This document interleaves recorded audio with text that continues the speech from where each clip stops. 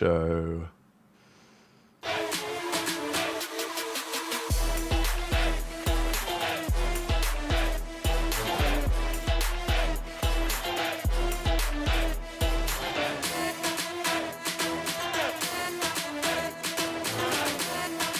Alright guys, welcome back to Dope Check episode number 49. We are back after the second and final minor tournament of the season. We have another champion, Los Angeles Thieves, take the victory. Does it count? That is certainly a question mark, but loads of other massive storylines on the weekend. Another complete OpTic disaster class. Dashie's talking about the dark times. What, if anything, well, seriously, something needs to change over there in that organisation right now. What do the Green Wall think about it? What are the options on the table for Kenny, hypothetically? But what about the Vancouver Surge? A team out of nowhere making a Cinderella run, the likes of which we've barely ever seen. With OpTic falling off, we kind of needed a team to step up to the plate. Surge, it seems, maybe that team for now. Welcome all watching live in the chat and after the fact on Spotify. If you are watching on Spotify, drop us a 5-star review. We appreciate it. You can watch all the video as well on Spotify as well as the YouTube. Gentlemen, we are back. Ace is back in the prison cell. And yeah, how are we doing? Dude, Rab didn't breathe once during that intro. I hope everyone knows he didn't breathe a single time. I did kick that. That was actually good. That was good. It was phenomenal. It was. You know what? I don't use this often. It was breathtaking. It was absolutely breathtaking, and that's the only type of love because this generational haters club is on the rise. Okay, we're on the up and up right now. So, yeah, I mean, listen, if someone cooked here with the whole Surge take. Hey, I can't wait for that part of the show. That part of the show, you understand me? C9 take, Surge take. This year, I think I'm trying to take Trei's crown for being right in terms of CDL takes. I'm excited to talk about it. The OpTic downfall, the LAT rise, the potential FaZe flip-flop. It's an exciting minor. It's telling. It's all online, so I know we have to take it with a grain of salt, but I'm excited to chat a little more about it. I like Surge, but I gotta see him on land because last time they got tucked when Nastie said they were going to do better. So I need to see him on land. But like you said, it is exciting, especially now that FaZe are looking like a team that they struggle against Surge on it for some reason. I couldn't tell you why. Maybe it's just Surge and Nick Classic still being, auraed there. His spirit lives on in the Surge camp, and they just can't do anything about it. OpTic, it ain't looking good over there. Like we said in the pre-show, they could have easily been 2-1 down to Falcons, which is unheard of. And what better way would it be than it being OpTic? There's a lot to talk about in the show, and a lot of it is just strictly COD today. So the show is going to be talking a lot about. There's hardly been any drama. It's just going to be straight COD talk, roster talk, and what people can improve on and do better. From your free favorite ESPN analysts, welcome to the Generational Hater Club. Welcome to another Dope Check episode. Let's get straight into it. That was actually really hard. We all cooked on this intro. We're going to start here. Actually, we're not going to start here. We're going to start here. Does this tournament count? That is the first question, especially because... I hear this every week. Yeah, well, we're running it back, right? Because people have been yapping about this all the time. I guess before we get into does it count, more like, should we do more of these? Because this is, unfortunately, as far as I'm concerned, the last one of the year. The only reason why they spliced these into the qualifier runs is because they couldn't get the original dates they wanted for the majors. So they had to push them back by a week. And they were like, well, what the hell do we do with the extra weekend? We might as well throw an online tournament, which obviously is better than the qualifiers, in my opinion. If I had my way, I'd have this happen every weekend. I think it creates better storylines, but I know that teams like the Falcons wouldn't be very happy because they'd be playing they'd be playing 3 maps a weekend and they'd be calling it a day. Or if you play OpTic, you play 4 maps, so it'd be 5. So, as it stands. So I get the pros and cons of it, but it's way more interesting. Teams care way more to watch these, to play these minor tournaments. It's how it used to be. There was a 2K every weekend back in the day. 2K, 5K, 10K. This is what people used to watch every weekend when there were no league matches. And you could, if you had 2 streams, run this double elimination. Absolutely possible. If I had my way, that's what I would do. I understand why it's not done, but I wouldn't complain about having more of these. I wish there was one in Major 3, Major 4, to be honest. I think it breaks things up nicely. Dude, the Falcons little tidbit drop right there, little spice you added was generational hate. I loved it. It was phenomenal. This is what I do, you know. This is what I do. Yeah, no, I mean, I'm telling you, the show's name is gonna turn to the Haters Club or something pretty soon because it's reformatting itself. But what the minor, it definitely counts for something. I mean, CDL points are there, so I mean, people are taking it a bit more serious than I'd say a 2K. Like, I know people want to make it comparable to it. Like, they want to make it exactly the same, but I don't think it's exactly the same. There's money involved. There's more money involved, plus CDL points. It affects your champs position possibility. So there's a lot of considerations there that I think makes it a little more serious. And I think players, from when I've chatted with them, they don't like the online fugazi, but they do agree that it's more. They take it more to the heart, and they prep for it. They practice more. They're prepping, watching other teams' VOD, doing everything they can to really lock in a good place and standing at these minors. Because again, it could be the difference maker between champs and not making champs for a good half of these teams. It's a 2K. It's an online tournament. You do whatever you want. You do whatever you please with it. You take it how you want to take it. If fans want to say it's a chip, they can say it's a chip. But it ain't. If it was a chip, I'd be. If it was a chip, I'd be a multi-time champion. I'm a 2K winner multiple time. We didn't class those as chips. We classed those as boring ass tournaments that we needed to play because we needed pro points to get into group stages, or it just improved your seed. The same way that these players are going to take it, they need some CDL points to go to champs. That's pretty much all it is. And it's not even that many CDL points realistically. It's just a cool tournament, put on for the fans. And I know Ace is going to say, like, 10 CDL points is a lot these days, especially with how the league is. But my point is like, it's not a crazy amount when you can just go to LAN and, 100 if you it. win. Yeah, so 30 points for this if you win. It ain't a chip, but it definitely has a lot of meaning in terms of where teams are at. And I'm not saying like don't take it seriously. These teams take it seriously because you kind of see where teams are at. Like OpTic, we see them in the league, but in a tournament setting, it could be a little bit different. You see FaZe losing the league before they go to a major. You're like, fuck, like they might win this major now. So it's still a tournament setting. It's a singular limb. Is it a chip? No. Let's stop counting it as chips, or let's stop arguing about it if it's a chip or not. I'm sick of hearing the conversation every week. It's a goddamn online tournament. It's like a CMG. Yeah, chip is unbelievable. Anyone saying it's a chip is absolutely faded. But I want to add the additional consideration, though, that like 50% of teams now live in Texas. So like it's not like the old days of like a 2K where someone's in California, half the team is in half of one team is on the East Coast, one's in California, one's in Canada. 50% of the league basically is in Texas now. So I want to also add that as a little consideration when you say it's like a 2K. Again, the money's higher, the points matter more, and most of the teams all live in one place. So it kind of adds to the aspect that it's not LAN, but it's more than a 2K. It's not a chip, but it is elevated for sure. Trey, what's your take on MW19 homestands? Do they count or not? Do they count for what? Like, does Donny Temp have a chip? Because that's his only chip. See, listen, these are the reason I hate this conversation. One, not all the teams are there. I know champs is the same, but at least you have to work to champs. Mm-hmm. Sorry, Donny. You ain't got a chip. You got a food chip, Don. Sorry, man. I got to be honest with you, but that was even worse because, again, everyone lived in their homes. You had people in New York playing people in LA, right? So I think as the league has developed and we've finally gotten to a place where people understand that being on fiber and being in the center of the country is what you need to do, that was kind of the prime error. I mean, it was COVID, so it was obviously a hard time and different.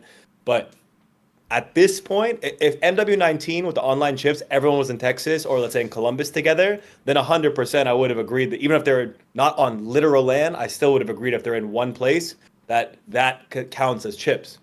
but it was a lot more scattered and a lot more connection problems during MW19. So if we're speaking on scale, this game's miners in terms of legitimacy are elevated above MW19's chips, even though the money was a lot higher. So that's how I'd rate them. I think they count just literally because it's the only thing we had that year. That's what it's not like my opinion as well. You kind of have to say they count. Now, are they like 100 million% legitimate? No. Right. Like you said, we had people playing New York to LA, especially that year with the servers as well. Whack ass, shitty servers, you know. But they definitely count as chips. They're just not LAN chips, you know. And a lot of the players will even agree with you, like the online aspect of it. You know, Donny Temp didn't. When you win at LAN nowadays, you know, it's get ready, go for a drink, celebrate with the boys. You know, what do we do then? Probably watch YouTube or something and go sleep. Yeah, we're the same. I think I agree. Yeah. It's a bit cheese, but like, all I care about is do they count for the Lion Man card? And the home series and MW kind of have to count because that is all there was, and also it was known that like that was the big event. Whereas the minor is called the minor for a reason. It's, you know, it's not on the same level as the major. That's known. So, you know, I think it's a bit weird because of the logistics, but I think we have the correct answer on this one. But, you know, maybe it doesn't massively matter at the end of the day. Lion Man says yep, whatever that means. Thieves 100% did count the K-Sun event. Well, to be fair, that was 50k. So, like, that also doesn't count. Money, honestly. This was 20k for only the winner. I also like the winner takes all. You know, no 15k for first, 5k for second. 20k winner, $0, 0 cents for second place. That's a $20,000 map of search and destroy. Yeah, it's a big deal. I think, again, that's why I said it's a bit more elevated and it's gotten a little more legit with people's locations. But I mean, I don't mind the idea that people want to count MW19 as chips, but I do mind the idea of anyone counting these minors as anything more than a minor, just right in the middle. If you count as a chip, you're faded. You're actually brain dead. Sorry. Yeah, I don't think it's a chip. But anyway, look, Thieves won, and FaZe won the first one. They went to win the major. So, you know, if Thieves can double up on that, then they're in a pretty good spot. Let's talk about the elephant in the room. Obviously, we're going to get to OpTic in some greater detail in a second, but we've got to talk about this a little bit now. There has been talk as to whether OpTic are going to make a change. We'll get into that, the situation with Hook. The drama on the weekend really began with regard to Crim, right? So we talked about this last week. Crim came out and he said, look, Kenny isn't quite playing in the right way, but most of his criticism, Crimsix, was leveled at Pred, saying that Pred needs to play around the hill more, wasn't approaching the game in the right way, didn't seem to have really clocked on how to play this game after coming back off his, you know, holiday, right? Nice little vacation out there in the summer in Australia. And also just the way that OpTic want to approach the game in general. If you look at the top teams, and this is also now true for Surge, they play at some serious pace, right? They don't mess around. They play relatively tight setups.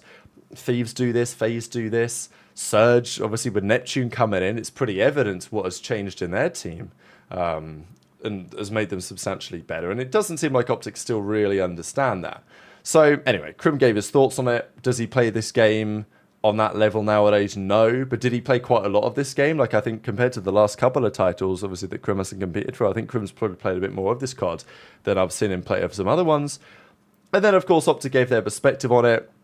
Crim gave his take as well on that even if they beat Falcons, which of course they did, but they should just accept from like a mentality perspective that they're going to be starting in losers and just take it one series at a time. And I think that even if you don't think that Crim's perspective on the gameplay is valid and fair and justified, although I would disagree with that assessment, but even if you don't, there's so many valuable things to take away from Crim as a person, as a competitor, as a winner, and frankly as a Call of Duty player as well.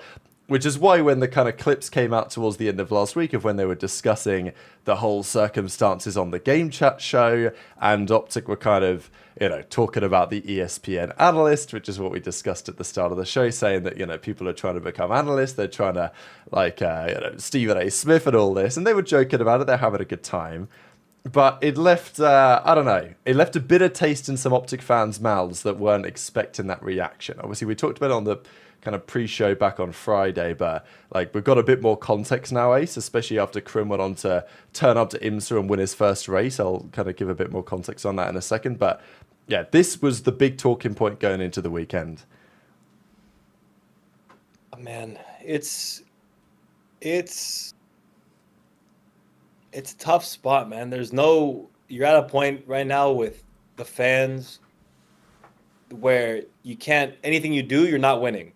You could keep Ken, drop him, you could say this, you could be positive, you could be negative, and someone's gonna find a way to criticize you. I think the way they approached, like, somebody should have sat there, an editor, someone should have told them, are you sure you want us to keep this portion in? Because you're roasting the greatest Call of Duty player alive and pretty much saying what he's saying is incorrect. That'd be like, Ronaldo or Messi telling anyone anything. You're going to heed that advice. You're not going to be like, wow, that guy doesn't know what he's talking about. LeBron or Kobe or Michael Jordan was going to tell you some advice, and you're like, nah, they don't know what they're saying. You just sound ridiculous. So I think they put themselves in a position where now they've not only lost favor for not making a change or addressing, Kenny's clear struggles, but now they've disrespected the greatest Call of Duty player and an OpTic legend. So you've added that to a reason for the fans to be upset with you, and I just think this is a very, very, I don't know, it's a bad recipe. So I don't know. I didn't like the fact that they did that. I think it was a very poor decision by them and whoever was overseeing the video to let that make it out there and make waves. I will just say, they were talking about Enable, they were talking about others, probably ourselves included, and that's perfectly fine. But they, to some extent, lumped Crim in as the same conversation, and whatever you think about the perspectives of others, and you can roast me and us all you want, I don't mind, but not me. Okay, not Trei, obviously, former pro, former champ, look at the MVP trophy in the back. That's what I'm talking about, baby. But Game Battles gold medalist right here, baby. Exactly. Game Battles gold medalist. You can't roast me. EGL Online Season 3 Black Ops 3 champion. Shiva 49 Put bomb. some respect on it. Put some respect on it. Yeah, so, with all that in mind, it's just when, especially at the end of the day, these guys won a world championship for OpTic, right? So they can say, look, we know how to win, sure. But they won, 2 championships? Obviously, Shotzi and Dashi won a couple more, but Kenny and Prayers, they've won 2 championships, obviously including champs. Crimsix won 25, right? So in terms of legacy, in terms of importance to the organization, there are still levels to this game in terms of what these guys have achieved. So anyway, go on, Trei. It's one of these things of constructive criticism. If you don't want to take it, you don't have to. Especially for some people, they could just tell them to shut the fuck up, which is perfectly fine. But everyone has their opinion, and if it's not right, it's not right. And if they say it's not right, then fuck it. I've said since day one that something just doesn't seem right about the team right now, and I think it's more of an inside thing. And everyone's like, nah, they said it on the podcast. They're all cool, they're vibing, so that everyone's like, yeah, that must be true. Trei's a moron. Of course, I'm not going to say it in the podcast, but I still do believe that's the thing. But everything I would never attack these players like that, not in a personal way or anything like that. They're not playing. I strictly talk about this in a COD way. They're not playing good as a team. They're not a good team right now, and we say everything. It's like we said last week. We can only say what we see, and that's what we see. So roasting Crimsix about it, even though they didn't directly roast him, but they, like you said, they lumped him in there. But even Enable and stuff like that. He Enable's a champion. I'm a champion. We've all got, baby. We've all got opinions, and the way I see it is constructive criticism. And a lot of the people that I say don't go on social media when things are bad, it's that situation now, and it's just unfortunate that they are the star players, the big players, the biggest team. It's I compare them to Manchester United right now. One of the biggest teams in the world, and they're just a terrible team. That's who I compare them to, because they just get so much stick being on one of the biggest teams in the world and not playing well, so they just get constantly ridiculed. So, you know, I can understand their frustration, but they've also got to understand that like people are going to talk about them because they are them. I'm okay with that concept, but how you address it is important. They put it out there, roasting Grim. Like, don't, like, the same way that you're gonna sit on that couch and protect each other, right? You're gonna protect the integrity of everyone sitting next to you, even though you guys are playing pretty awful. Your organization is just as important. Imagine one of them sat there and be like, "Oh, Hex was telling me something, this brain dead moron." Like, that would go over terribly. Crimsix is part of that. Scump, Formal, all these guys. So I think you have to protect the whole clan in a sense. Like, you have to protect the whole club. You're not going to go on that thing and say, Bo said this, he's brain dead. Like, it's just, I don't know. Roast everyone else, but keep the friendly fire away, because I think that was the fatal mistake. And now the remainder of the fan, like the last 30% that was still riding for them, I think even they, like another 25% of them even turned after hearing, you know, that comment and it blowing up really big. I think that's the difficulty, right? Like, this is my perspective on it, is after they got bopped by FaZe and by ROKKR, they had that 0-6 weekends. You know, I expected some degree of humility at that point, because that was embarrassing for the fans, right? Like, you know, and OpTic fans also, when they were in conversations with their friends, like, at the end of the day, obviously the players are representing themselves, so they're also representing the biggest fan base in the sport, and it's not a good... They're getting roasted, but the fans also aren't happy about it, so at the end of the day, they're disappointing their fans week after week. After the 0-6, I expected a slightly different response. After getting 3-0 by Ravens, I expected a slightly different response, obviously, than what we saw with the Crimsix comments. Then after this weekend, it feels somewhat inevitable. And this is my concern, really, about the situation with Kenny, and the reason why I think...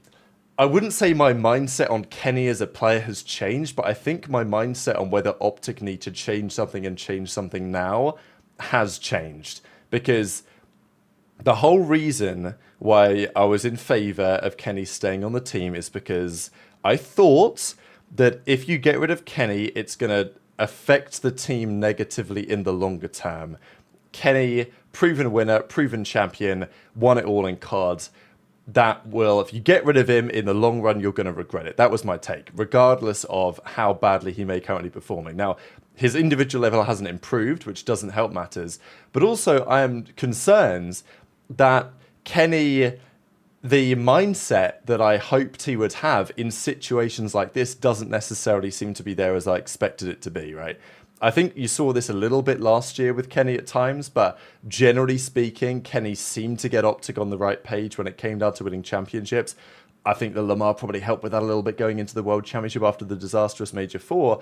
But this year, we're getting these moments where things aren't going his way, and he's coming out on stream talking about how Hook made all these mistakes and therefore they had to get rid of him and the team sucks. And, you know, analysts talking about their team not playing the right way, and they understand, but the rest of us don't seem to understand, although, you know, we can look at a mini-map as well. That's my concern now, because if Kenny has got to a point where even from what he's bringing outside of the game isn't actually working for that team culture in the way that it should be, because someone has to shake them by the head and say, look guys, the way that we're currently approaching this is not the right way to go. And, you know, maybe it should be Karma, maybe it could be Crim, maybe it should be Hex, I don't know, but it should be Kenny, realistically, right? He's the guy meant to get them on the same page in moments like this, and not only is he playing horrifically, but that also doesn't seem to be there. The last couple of weeks would be a perfect opportunity for Kenny to step in and say, yeah, look, guys, this is how we should approach it. This is how we should discuss things in interviews as well, because the way that they've approached the last couple of weeks of all the podcasts they've been doing has been terrible and has been an awful look, especially for the fans. So that's, you know, that's why I'm at a point where I'm like, something's got to give with Kenny. Either you change the role, which maybe we'll discuss, and I've said for 2 weeks, or you just have to get rid of him, because at this point, I've had enough. A big thing that is lacking is, I mean, they do speak on it a bit, but the accountability of, I think not owing the fans, but more just speaking on what's making, like, versus being like everything's fine. Maybe going on the platform and addressing what's making us bad. You see what I'm saying? It's like there's some accountability of what is happening. Not saying like anything internal, but more like, what if they got in a game chat and they were more speaking on like, oh, from last week's match, this happened. They went through kind of more or less what was going on and breaking down what caused the struggles. It's more just seems casual, cool, calm, and collected, when I think it's not cool, calm, and collected for anyone involved. Not only the team, but the fans. And I mean, did you look at the standings? I didn't realize this, but after CDL Minor, they're 8th. Yeah, we can bring them up right now. Here we go. I didn't mean to make you Turtle. No, I mean, I had them ready to go at any point. I saw that tweet come up, and I have notifications on my phone, and I was like, let me just click it. I'm curious to see what the standings are right now. And then I was like looking at the top 5. And I was like, wait, where's OpTic at? And I kept going. I was like, oh my god, they're on the cusp. Like they're actually towards like this is panic mode. When they lost Major 4, when they had a disastrous entire cycle of Major 4, they weren't at the risk of like bottom of the league. They were just had a terrible major, right? This is setting up for something that goes beyond just a terrible major. This goes on for now we're fighting for our lives to make champs. And that, my friends, is extremely, extremely, extremely serious. And we haven't seen a case like that for OpTic, and I can't even remember how far back. I didn't realize it was this bad. It was bad. It's really bad, bro. I realized that they were 8th in the league right now. They were number 1 seed for the major, by the way. Let's not forget. Like, they were 6-1 online, number 1 seed for the major. And at the time, they were basically near enough top of the standings, right? Because, okay, FaZe had won the minor, but like OpTic were 60 points, sitting pretty, going to the major. And actually, they had 70, right? Because they got 10 points to the minor as well, I think. So, times have changed very quickly. Yeah, this is really bad. They're very bad.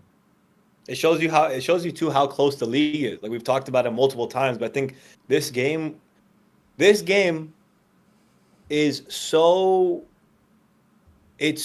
kill oriented in a sense that like other games, a guy on your team again could be underperforming, but your team just based on positioning and coordination and teamwork could win a map and make it out, right? This game though, if you still need the other 3, but if any of your guys is not having a good map, you're pretty much gonna lose. That's why Neptune was able to lift a group of guys who knew how to play the game, but they had Hixie who couldn't get a kill.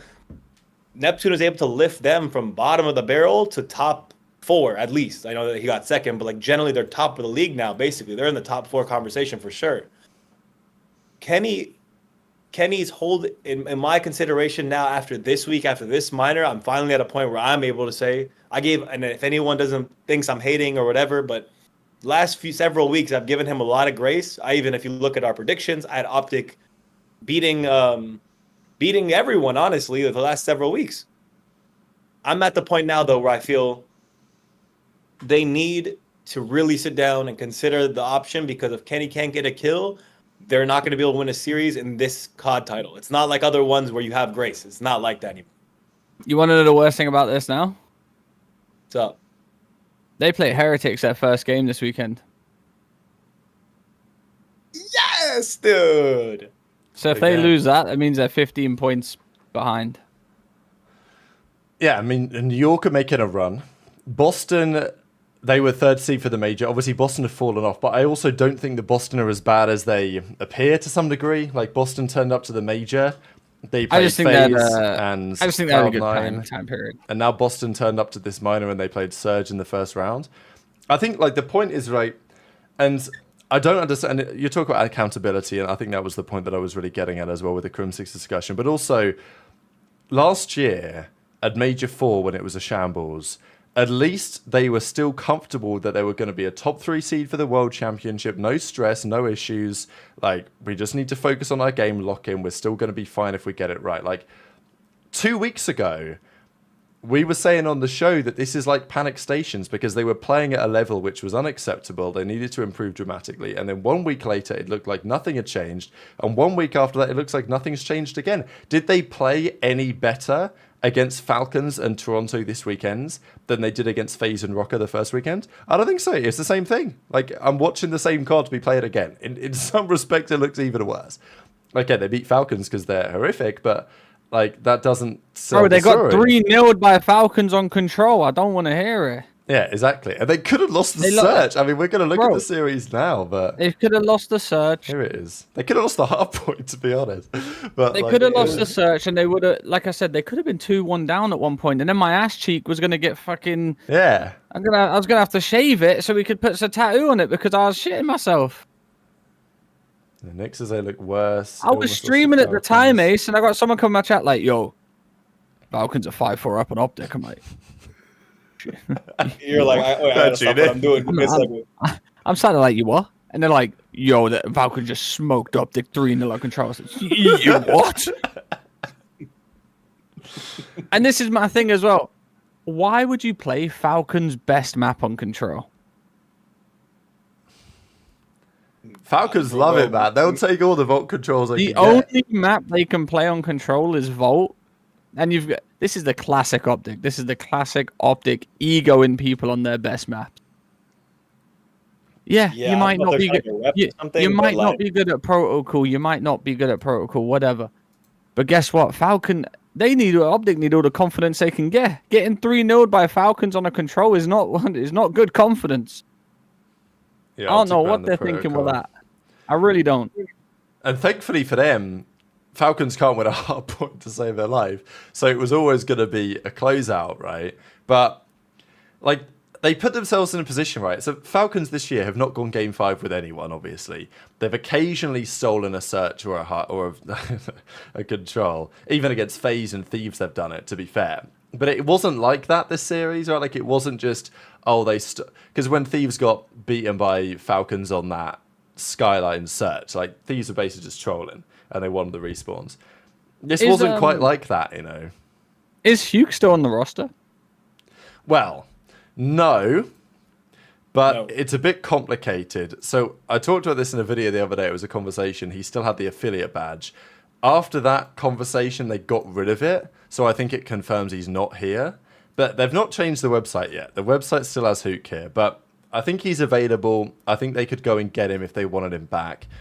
Yeah, the point is, like, what do you do, right? Because as much as I've tried to defend Kenny, it's getting to the point where it is untenable. I mean, it was untenable 2 weeks ago, and now I don't even think that Kenny can get them out of this slump. I think that's my conclusion of this weekend, is that I don't think Kenny's the right man to turn the ship around.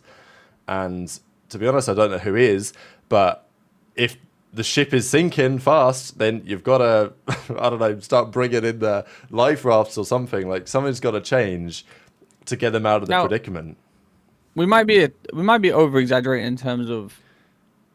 Can we look at Kenny's stats? Absolutely, we can look at Kenny's I want to say, like, over exaggerating in terms of the fact, like, could Kenny do it? Right now, he just can't. Could he? Yeah, but they haven't got time for a. It's not like they're first in the league and are having a stint of this bad. Like you said, it's they're 8th in the league. Now, if they were first or second, clear of 80 points or something, Ace, you could probably sit there and be like, right, listen, it's just whatever, like, you know, battle through it. If we can't do it, we can't do it. But they're 8th. Yeah, it's this is why I really wanted to bring that, to highlight the difference between last year and this year. Major 4 was disastrous, but it's not panic mode. It's not like, oh, like we're middle of the year and went from 1st seed to 8th seed in one cycle. That's how bad it is right now. This is way worse than Major. Anyone that thinks Major 4 was worse than now is not realizing the scale of how bad this can get if things don't change soon. They were at least going like map 5s, and like they still looked all right at Major 4 last year. They were just losing a lot, and then they turn up in the losers bracket and they lost. But I mean, they're getting 3-0'd by every team that is in Falcons. Like, I was watching the Toronto series, watching map 2 and map 3 and thinking, wow, OpTic nearly won one. Amazing, right? Like, Dashy was carrying them to a near map win against a team that proceeded to get bopped out of the tournament by Surge the next day. It's not like again, it's not like OpTic lost to the grand finalists. OpTic were knocked out of Major 1, okay, with Hook, but they were knocked out by Ravens. Ravens came top 4. Like, it's not like they've been getting knocked out by FaZe and Thieves. They're getting knocked out by teams that are getting bopped out the next round. And Kenny's 50th in a 48-player league. Scenes. I also want to add, too, that they had a good opportunity against Toronto to do something, but Toronto is, I think they're a compromised team. We talked a little bit about it last week. They're not in full capacity. They're a compromised team too. Like they're finding some, I don't know, some issues in their gameplay, and OpTic still really couldn't make much noise. That's, it's too many signs of concern to ignore. As much as I love the guys in the team and I love the OpTic organization in general, at a certain point you can't accept mediocrity. At a certain point you must turn mediocrity around. And I don't think if they decide to swap Kenny, they should drop him. I do think truly they should have him on a bench. I think he's worth the bench salary. Like, dead honestly, I think he's worth paying that. I think it's a third or whatever it may be of the normal salary. I think it's worth to keep him there. But whoever you bring in his place, whether it's moving AG to a flex or whatever, however you want to make this movement happen, some other people, whether Hookback or someone else, should be considered. Because it's just not working right now. I just want to say this as well. We talk about Kenny a lot, but let's be real, none of these players are doing anything right now. No, it was only Dashy with a couple of maps, and he's not been good for weeks, to be honest. Kenny's playing the worst, and he's getting a lot of the scapegoat because he's been playing the worst for longer. But right now, not a soul is doing anything on that team right now. No, I disagree. I disagree pretty heavily, actually. Because what was Shotzi's KD there? You're talking KDs. I'm not. No. I'm talking S&D KDs right now. He had a 0.58 in I don't know. Surge. You tell me. He had a 0.58, and he's 50th in the league. He's 50th in the league in S&D right now. Shotzi, this stage. Different point, but still awful. My thing was generally the same idea I had regards to why Vancouver Surge were going to be good once they just swapped out one player. I have the same theory with OpTic too. In this game, when you can't get a kill on the map, it causes such a chain reaction of bad events to happen that Kenny not being able to get a kill is causing Dashy to have to take more of a load as an AR. And then that makes the sub's job a lot harder. And Shotzi doesn't have the freedom of the map to take the routes he wants to take. And then AG's left to try to get some kills. Again, one guy not getting the kills in this game is way different than others. Neptune could make such a big difference for Surge. If they had someone who can get some kills on that AR role, I'm telling you, OpTic would do a 180 turnaround the same way that Surge did. It wouldn't even be close. So I don't think the other three players are necessarily the ones to be targeted just yet. I think it's really just you need one of your ARs to be performing well because it opens up the map so much for the rest of the guys. I just want to counteract your point real quick. We're talking about Seattle were winning games and taking people to map 5 and winning maps or whatever like that when Hixie was, everyone was blaming Hixie. They changed Hixie for Neptune. They got better. Correct. Everyone's blaming Kenny for losing and not winning maps. But this isn't a one-player thing. If you see what I'm saying. Kinda. They're getting three. I saw a stat. I don't know if it's true or not. Someone can back me up on this. Maybe Twiddle if he's here. But apparently, OpTic haven't been double 3-0'd, back-to-back 3-0'd since World War II.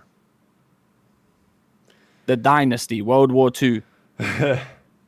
Deary me. Yeah, I mean, I exclaimed in some shock because when I was looking through the stats for this stage, Shotzi has the worst search and destroy KD of anyone in the league this stage with a 0.58.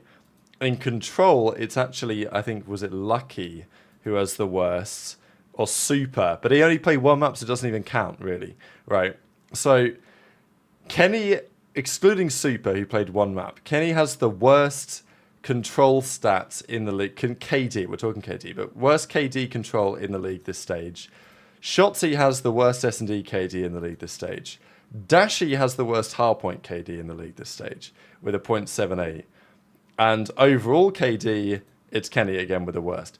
So, yeah, it's bad. It's not just Kenny, but the frustrating thing for me is that it didn't feel like they thought there was much of an issue. Even Pred keeps saying it, right? Like there's a sense of urgency, but there's not a sense of panic.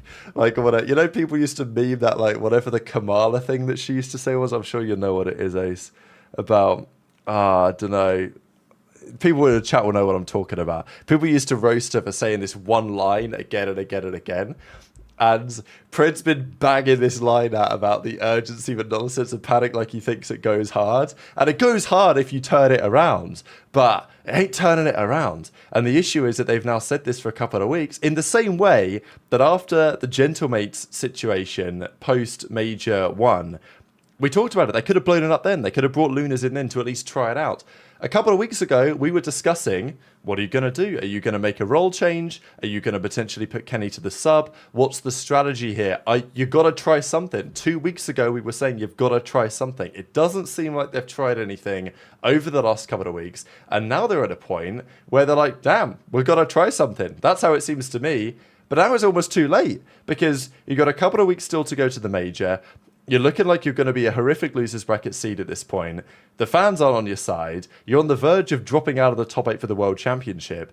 Now it's the point where, like, can you even take the risk of doing what you want? Or do you, is it at the point where a roster change is almost necessary because that's the only thing you can possibly try when you're in such dire straits?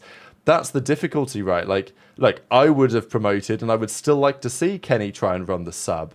I know that we're looking at only 1 or 2 lives of gameplay. Like, Kenny's not running it often, but he does sometimes pull out the sub at the start of a Skyline. He used it sometimes on the Vault Control. And I think he looks better with the sub in his hands because he looks less confused. When you've got a sub in your hands, you have to go. You have to put pressure on. You have to get towards the objective and play with your SMG duo in shots. Kenny ain't an idiot. He knows how to play winning cards. It feels like with the AR in his hand sometimes, he's like, well, should I go? Should I not go? Should I child this guy? Should I not? Do I hold space? Do I go? With a sub, maybe you just switch your brain off and you fly. And maybe that's how you better play this game. So I don't think Kenny's a lost cause. I would want to try out that swap and put Pred to the flex. But I've said that a couple of weeks ago, and now OpTic are in an even worse position than they were before. They might think it's too little too late. I don't know, man. I think they've mishandled it. I just want to point out to people when I said about the one-man change on Surge, this is where I give Aces credit, that the one-man change is good for them because they were still taking people and they were still winning maps and winning matches. The reason I said this is a little bit different is because I can't even buy a map win. I hate that saying there's no sense of urgency. There's no sense of there's a sense of urgency, not panic. Your last 5 matches, you've been 3-0'd in 4 of them, and you beat Falcons, who I think, a lot of teams will beat. Every team will beat, and you nearly went 2 maps down to them. What do you mean there's no sense of panic? You're 8th in the league. They won the World Championship. You can't win a goddamn map. What do you mean there's no sense of panic? It's all about personnel. Like, just to say to your point again, it's all about personnel. It's who you have. There's certain teams where, I'm not going to name names, but there's certain teams where you could tell there's just 4 guys that really don't know what's going on. When you compare it to Dashy, Shotzi, and Pred, again, that's a good foundation. I think it should be one-man changes, and they're going to be shooting on all cylinders. And not to compare them to Surge, but Surge is like that to me as well. Nastie certified good, Abuza certified good. 04 really knows what's going on. Arguably one of the most impactful rookies of last year, or the most impactful, depends how you look at it. So I would say that one-man change for OpTic is really all they need to be refreshed, start shooting back, and get back on the same page. I don't think, again, 2-man or anything past that is too dramatic, too much going on. The Surge team, all 4 of them were playing together. They just was like, right, Hixie's probably not getting enough kills. You try and do a bit too much, or we just don't need. This OpTic team don't look like they know what they're doing. The Surge team played as a team. They were lacking the kills. This OpTic team, they're lacking kills. They're lacking teamwork. They're lacking knowledge on the map. You look at them play, it looks like they're playing a goddamn 8s or a rank play game. What you're missing is this, though. What you're missing is this. I actually think they're compensating for the lack of kills that Kenny is not getting. So people keep trying to think they have to make hero plays and keep trying to do extra because he didn't get this kill. I'm not comfortable with him. I don't. And then you start getting to the point where you're about to rotate, and even before he dies, you're almost under the assumption that he's not going to get the kill he needs to get. I would agree if everyone else was getting kills, Ace, but they're not either. Shotzi has the worst S&D, KD. Kenny has the worst hardpoint, KD. Who has the worst control, KD? It's Dashy and hardpoint, Kenny in control. You know what I'm saying? It's not like we're firing on 3 cylinders here. We got no cylinders, twin. S&D I'll give the most leeway to because anyone played S&D at all knows how flip-floppy that is. It doesn't matter if he has a 0.5. It doesn't matter. That can be flipped easily. Control and hardpoint is where I'm saying, again, it's respawns where they're having the most difficulty. And that's where that one guy getting those kills and reliably getting those kills makes such a big difference. You're not worried about what's happening over there. You're worried about what you have to do only. At this point, I think OpTic is continually worried about what's happening with Kenny right now. We have to cut that slack. We have to make sure that guy doesn't get around because Kenny's probably going to die right now. And we have to go rotate and kill this guy and come back over here. So I think that's causing a lot of disarray, confusion. And I'm going to assume, too, Kenny probably, from, again, that one video he made, again, so many missteps on social media by this OpTic team. But I'm going to assume that Kenny has a certain way that he wants to play the game. The rest of the boys or whoever else, just by gameplay, has another way of playing the game, and no one's on the same page at all right now. I get what you're saying. I get what you're saying. It just doesn't replicate to this team right now because all of them are playing bad. It's not about this one guy, you know, they're not playing 3v4. It's not like they're down a man. This man's just not getting a kill, but then the guys, the rest of the team are getting kills. Like Rab said, Dashy's the worst hardpoint player. Shotzi's the worst S&D player. Kenny's the worst control player. Pred's like 3rd lowest for S&D as well. It's like I said, there's no cylinders. They don't know what's going on. Just last bit of context before I think we carry forward because the Surge team before they replaced Hixie, right, at end of Major 1, the highest KD was a 0.98. Everyone else was a 0.95 or below with Hixie at a 0.85. So again, no one was getting a kill then. They were chipping away some wins, so I'll give you that for sure. I'll give you that. But no one was really shooting. And then when you look at not a win, they need a map. Yeah, I mean, you're right. Surge are chipping away at some wins. OpTic can't even chipping away at no maps. And then when you reset it to now just with the addition of Neptune, you know what's crazy about this? I'm sure everyone thinks Neptune has the highest KD on that team. He doesn't. Nastie has the highest KD at a 1.14. Abuza's now at a 1, and the player that had the highest before with a 0.9804 is now at a 0.92. So like I said, people compensate and differ their own natural, comfortable play styles because they're compensating for someone else getting shit on. That's what I think is happening with this OpTic team. No one's doing what they have to do. Everyone's just in panic mode consistently, and no one can just play the way they know they should play because someone's not getting kills and keeps dying.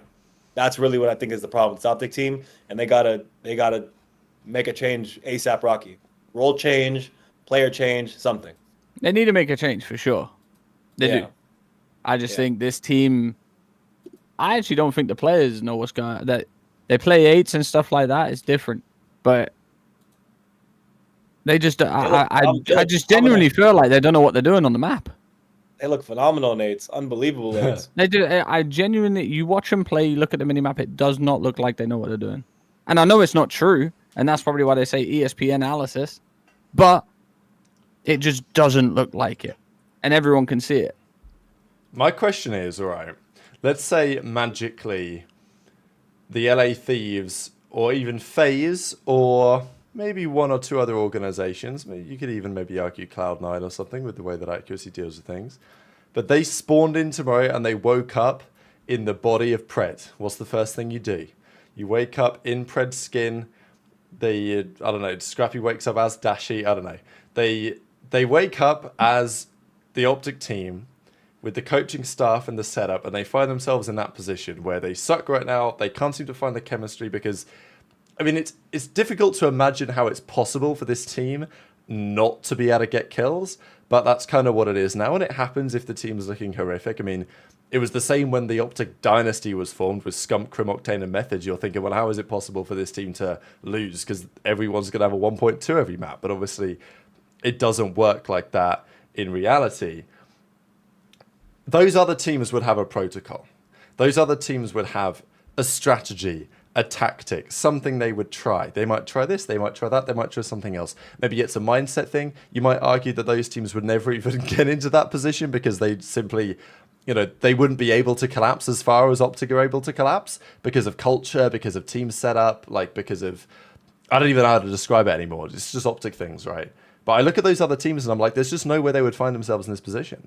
Like the way that their entire culture and setup and team structure is and their coaching staff and the way that their players think about the game and their mindset, they would never be able to fall this far. And if they did, they would know how to get out of it. Maybe that's just because they're not doing it, that it's obvious, but you think Thieves would ever be in this position with Sender as the coach? I just don't see it, right? They had Kenny on the team, yeah. This year, yeah, he'd be getting shit on too. It's I don't know. To me, it's just maybe. I don't know if it's about culture. I don't know. I think that's a little bit of an extent, too much of an extent. Just because OpTic does have a winning culture, they have all the resources and good people around them. They have good coaches and I would argue the best analyst in the league. So you have all the resources. It's just once you're loading in, I just think at a certain point you start to lose faith in your team. And I'm sure Trei can speak on this some more. You get to a certain point with your teammates that I'm sure you're just loading in, looking at this bastard this I can't cuss. This bastard sucks, bro. You're loading in with no confidence that this is gonna go well. And I think that's really what it is. It's not about the team name or the organization too much. Some could argue maybe, and I'm sure someone could say that those performance coaches could maybe be a little bit of a shake the needle or move the needle a little bit, but not here, not in this case. This is something completely separate, at least in my eyes. FaZe, just quickly, FaZe was struggling right before Christmas, and it wasn't quite the same. They weren't getting shit on, but it wasn't great. And they locked in. They triple blocked out scrims. They were doing challenger scrims. I'm sure they were doing more work. They literally said after they came back for the new year that they did more work than anybody else. I don't know if I'm saying that right now. Sorry, Trei, go on. I was just going to say, respect to them for, actually sitting there streaming as well. I know a lot of players, wouldn't even bother streaming and, taking the flack that they're going to get. So, it's not like they're hiding, Yeah, that's typical. It's typical. Yeah, these are just the OpTic stats since, I guess we already looked at these, but just to make them very clear here. I get Pred's technically been their best performer in terms of KD and stuff, but I don't think that's fully representative all the time. Oh, I had the chat up on the screen. But yeah, thanks PD among others for the donations and everything, talking about their chemistry and stuff. Audacity says, I'm trying to get Sib if I'm OpTic. They ain't buying no one out. Not even, even if they were trying to buy someone out, C9, who they just dropped the entire previous winning roster to keep this one guy, I promise you they're not selling their best player. They dropped world champs to keep this guy. Yeah, they got rid of world champs, they kept one guy, and now they're finally on the upswing. It would make no sense right now before in all considerations to get Dante. Money talks. I don't think they got the bread. Ain't no one got money, bro. No one's got money. There's only one team that could buy him. You know what I mean? Yeah. There's only one team that got money in this league. You guys got to understand. These teams don't have money like that to just go blow on blow on a team, blow on a player like that. They don't. C9 is known to sell.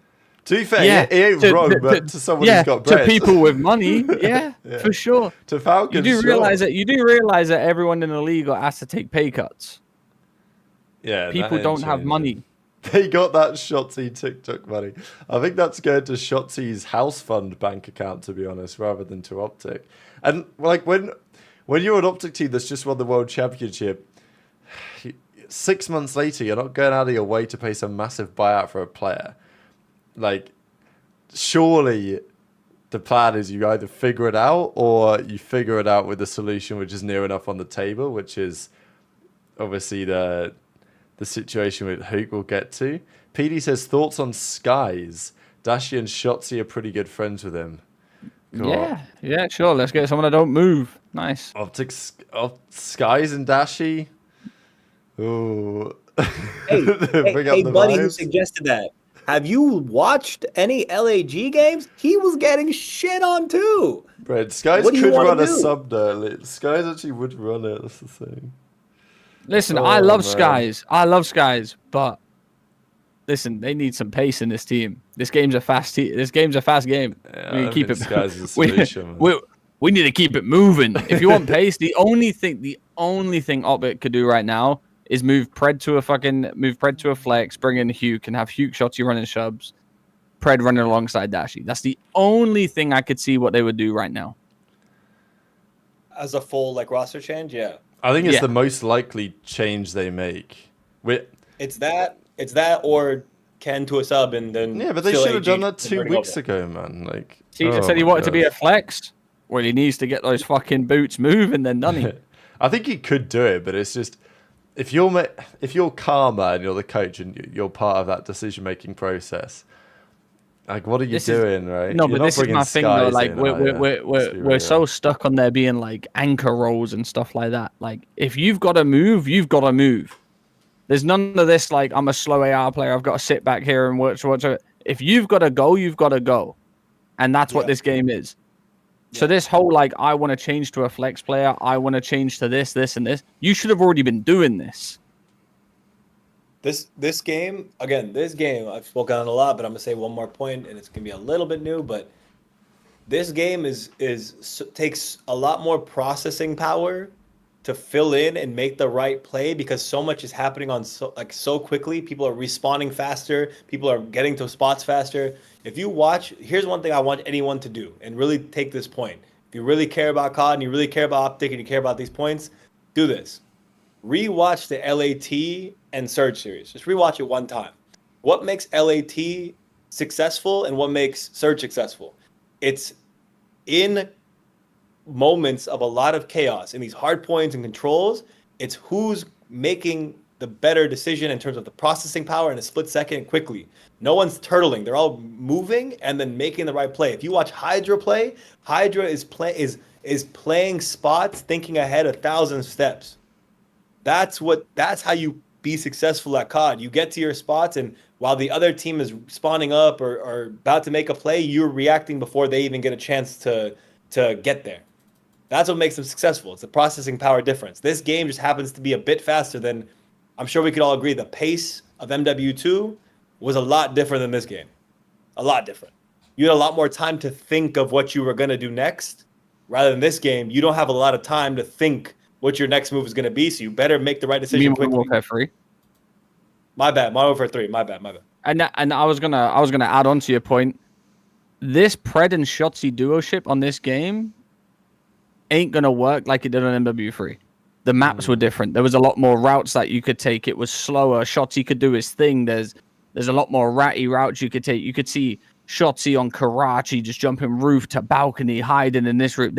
You ain't got that in this game. You've got to hit hill. That's why Pred and Shotzi don't really work like that on this game. You need bang outs. You need to hit this, and this. Why do you think Hydra's so good with Envoy? Because he just hit shit together, done and dusted. I think Pred would work a lot better at slowing down on this game or just having an AR in his hands because he's methodically a slow player, a slow SMG. Did it work last year? Yeah. Would it work on a different game? Absolutely. This game, no, not so much. Someone's got to really accept and take on that aggressive entry sub role. Because they were playing like a modified version of it, kind of here and there. If Shotzi ain't flying in first, who is? Exactly. That's what I'm saying. They've got to modify it a bit to, again, the best example for them to watch. If I was them, I'd be sitting down watching a Hydra and Envoy do it, because Envoy has a lot of maps where he's not particularly the highest KD. He's just making correct plays continually. Hydra's not always the fastest guy, but he's always moving. And then when he needs to slow down, let's say after they get a wave of kills, then he'll slow down and play his spots. That like how Pred does in a way. So if they can watch those two guys and kind of lock in how they get their dynamic to work, I feel like they're a pretty good parallel to Shotzi and Pred. Not exactly, but a pretty good parallel where you can watch them take their spots, take their routes, take their kind of style, adapt it to yourself, and find success.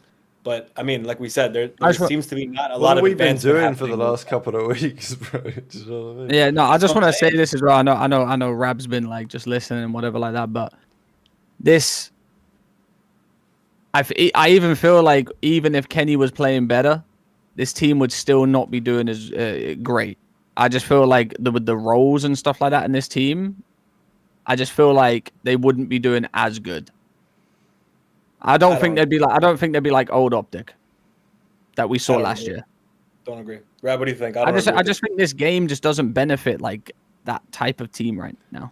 I think my concern is last year, I think Karma said this, the team said this, that it took them, even though last year OpTic placed pretty well, you know, third, second, first, they got better, like they weren't where they wanted to be, and it took them a long time last year for Pred and Shotzi to really get on the same page as to what they wanted to do.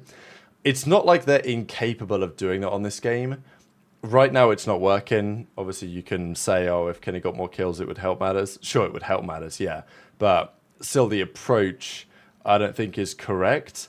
It took them a long time to get it right last year. This year, they've got even less time because Pred's been at home for a couple of months. So he missed out on a lot of opportunity to help build the chemistry with Shotzi. But you know, it's the point that I was making earlier. You're making a fair point. What are Hydra and Envoy doing? How are they approaching the map? What do we think we need to try and do differently? Like, are OpTic sitting down as a team, watching that type of VOD, having those conversations? Look, we're not entitled to know. They're not they're not mandated to stream their scrims or anything to that effect. My point is, it doesn't seem like that's what's been happening, because we turn up every week and watch OpTic and they just do the same thing, hoping that magically it's going to get better, which it doesn't, inevitably. So, yeah, again, something's got to give. You bring back Hook, you know what you get. Like, bring Hook in, you know what you get. You get passion, you get a lot of kills, a lot of deaths, you get interactions. I mean, let's not forget as well, they also did get first seed online with Hook. Yeah. And he had like the highest KD in the league for a time, nearly.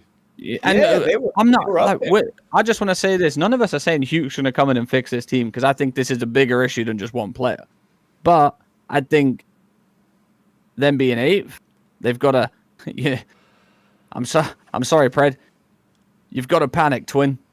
I'm going to keep it real with you. Yeah, you got to be urgent and you got to panic, because, like I said, you could be 15 points, 15 points down to from the 7th seed, and that's an issue. I think personally, to me, the best thing they could do right now is a quick swap would be changing out Kenny for Hook, putting Kenny and putting Hook and Shotzi together on the fast subs, and then make Pred a flex, get him a little bit faster with an AR in his hand, and get Dash it and just keep Dash it the way he is, and see how that goes. They just need a change. They need some new life. Last tidbit on that for me is going to be that I think actually Pred in his playstyle, his natural playstyle, we've seen him play, and I know everyone's going to joke lay G and stuff, not laying down, but his playstyle, how he moves on the map and how he thinks of the game, in this game with an AR, I think would be pretty successful. So I want to give him his credit there, that I think it would actually work really well with an AR in his hand.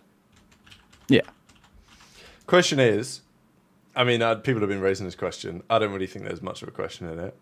If OpTic come up and they say, Hook, you're coming back in. We need you, buddy.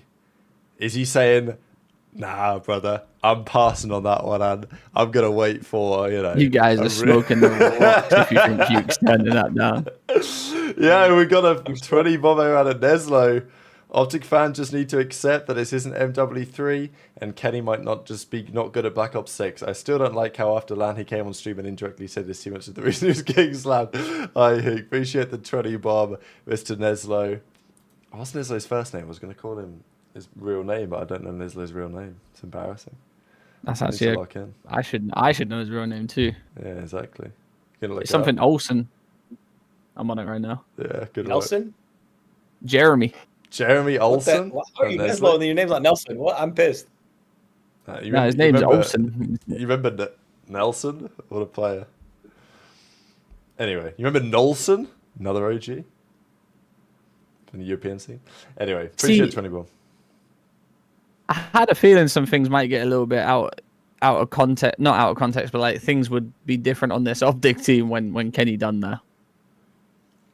I don't think he done it maliciously, but like I think it was like a bit of like it's a bit of self-preservation, a little bit of it was like a bit of shade to get people off him, you know. Yeah, and it didn't really work because like okay, I get it naturally as a player, you're gonna talk about things that went wrong, but also he did skim over like a lot of his own mistake. And I know naturally you're gonna do that, but if you're gonna call out Hook for making certain plays and whatever, you've also got to kind of own up to the fact that like I was in a 16 death streak blender, and that wasn't necessarily Hook's fault.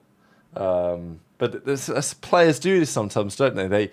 Players like to hyper-analyze certain moments, and then when they get slammed 16 lives in a row, they just say, "Oh well, you know, I was in the blender." Like I was blacking out. I was blacking out, bro. Like, you know what I mean? Like, come on, let's be real here.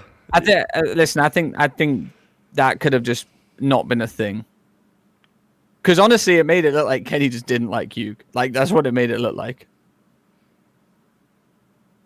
Yeah, it's. And then Hugh gets dropped the next few days later or a week later, and it's like, did he not like him? And I know he didn't probably mean it like that, but I just think the world could have done without the observation stream. Yeah, I mean, I brought that up 3 shows in a row, so I think I yeah, I did. I think we've already brought that up enough times. Yeah. Yeah, I've said that one enough. I'm not a fan of that at all. Anything to do with like I said, that camp right now is just compromised, and they need to they need to get it sorted out quickly. The thing is, it's only Kenny that can be dropped, Trei. Like my point is, if you're going to bring Hook back anyone else, you're not dropping Pred again, are you? Like you're not going. If you drop anyone else, the organization's going to go in turmoil. I mean, and I don't mean the OpTic organization. I mean the fans. Yeah, okay, that's what I was gonna say. Like, sorry, I worded that wrong. In one aspect, and I know I'm not. This is not my take. This is just a thought bubble and experiment for you guys. But they were #1 seed online, first major with Hook there. Kenny's in his natural role. Maybe they just bring Hook back and put him on in the same spot, and they run it back the same way. I'm just saying. I'm not a fan of that personally. That's not my thing, but. Wouldn't it make some amount of sense in a way just to bring back the team that was successful? I get it, but I think in the context of what we just said with the Hook, I just don't like the Hook Kenny thing. Maybe Hook wouldn't care. Hook's pretty chill like that. But still, if I'm Hook and I'm getting the offer to come back alongside Kenny, I don't know. There's got to be some weird dynamic between Hook and Ken. I don't see them wanting to team together again. I have too much respect for Hook just to sit there and go like. To hear everyone say about like Kenny thing and like Kenny going on stream and saying that and whatever, like, you know, going over review and to come out and not say anything about it, he's got my respect. He could have came out and said like, hell nah, like, bro, Kenny didn't get that kill and fuck me over. He just could have done a dashy stream like when Rambo called him out, right? He just got his head down and started grinding, and for that, I'll always respect Kyler. Like he's just a very chill guy, nonchalant, doesn't want to burn bridges, and just happy just being him. So I'll always respect him for that. Fair enough. There we go, ladies and gentlemen. That is the OpTic topic covered in pretty good detail, I think, today. Where do they go from here? Who knows? I will just quickly bring up the scoreboard, I guess, of that Toronto series, because obviously it was pretty ugly. It was only really Dashy keeping them alive in the search. I think there was multiple moments here. I mean, you know what? I've got to bring up the Deceives rounds, because we can't possibly not talk about it. I don't get it. I really just don't get it. This was the moment watching this round that I realized that I thought it was bad, but this was next level horrific. Okay, I got to scroll quite a long way here. I know that it was on the Intel account, I'm pretty sure. Yeah, here we go. Joe Deceives ace in about 10 seconds. What do we think of this? So, I mean, it's, as I say, it's not just the respawn, right? It's the comms, it's the decision making. Like, what the hell is going on in their search and destroy? Because they've got the bomb down. To be fair, they shouldn't have even lost round 1 in this map, but they did. 4v3 bomb down on Hacienda, a retake. And I know that back in the day, you didn't used to have this top window. So, you know, it was harder to retake it. This ain't back in the day again. It ain't back in the day anymore. You got to look. They should know this window existed. It does exist. So 25 seconds, Joe Deceives just jumps out top window. So in this position, right, Dashy's watching this way, Kenny's watching the flank. That's fine as long as Shotzi and Pred are aware that this is a possibility. Motherfucker, listen, this is the setup. Have someone tucked in that corner right there, you know, back next to the well door. Have someone tucked in there on the head glitch. Watch the top window jump out. You have someone jiggling you. You have someone watching their side. You have someone watching well, done and dusted. What the hell am I watching? That's what I don't understand, right? Like, in this type of situation... Where number 3 just died, where the third guy just died, is where someone should have been set up off the bat. So Shotzi was in this corner, right? Like, it was basically Shotzi's job, I guess. Or just a bit to the left so he can't get shot, but just somewhere where he can watch that window hop out. Shotzi or even where Shotzi is, yeah. Even where Shotzi is. Perfect. Shotzi's in a fine spot, but he just moves for some reason. Like, in this exact second, to be fair, Joe gets lucky because he jumps out the window right as Shotzi repositions, but I don't know why Shotzi repositioned. Maybe there was a bad call, right? Maybe Pred said something like, they're all mid or something. Yeah, I think Pred called someone mid, but that's Pred's job to just stop him coming in from there. Throw a couple shoulders. Oh my god, it's so painful. Lay down. I know it's bad timing, but like, what the hell am I watching? When you get 3v4'd and you don't trade anything, that's when it's bad. Like, okay, you can get 3v4'd, someone wins a world style 1v2 gunfight, like, sure. But when you get 3v4'd without getting a single trade, oh my god. It's like, you just don't really see this type of stuff. JCap said it was a terrible setup on Zuma stream. Stevie Wonder would have called it a terrible setup. What the hell? Nah, ESPN analyst, man. JCap don't play the game anymore. He's not been pro for years, so... I don't buy Cap's opinion there. OpTic know what they're doing. OpTic know what they're doing. This is our Generational Haters Club Player of the Week, and it's actually the ass Player of the Week. It's not the good one. And it's never a good play. Player of the Week on Generational Haters Club is always. And everyone's going to say, listen, Kenny was never winning that gunfight in a million years. No, it's not Kenny's fault. This is not Kenny's fault this round. But, I mean... yeah, pretty bad. Pretty terrible, not good, and a really broken S&D strat that I feel like has an obvious glaring error. I don't know. Even the first round, I mean, they lost... Round 1, they had bomb down, 3v2. Dashi was laying down in the archway. Bean slides around the corner, guns him.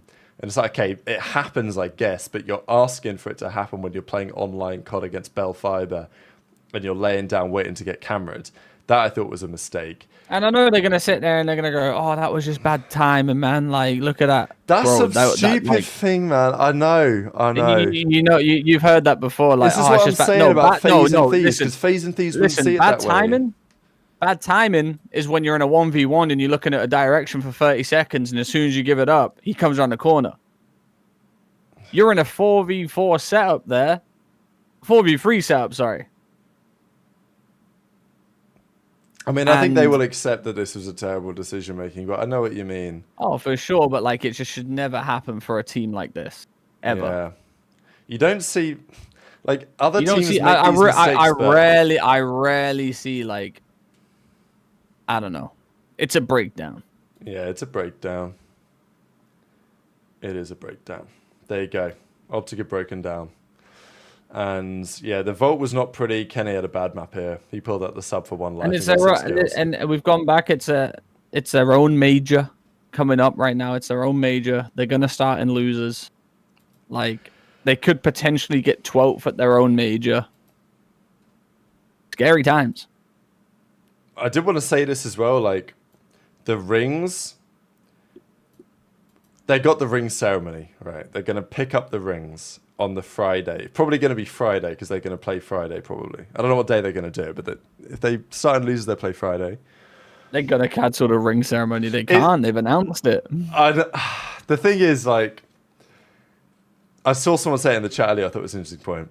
If the existence of the ring ceremony is affecting OpTic's decisions on what they do with their roster right now, then that's a problem, right? Like, the correct decision with this roster in this specific moment, whatever that happens to be, should take precedence over having the team together at the major that won the world championship so you can give them the rings at the same time.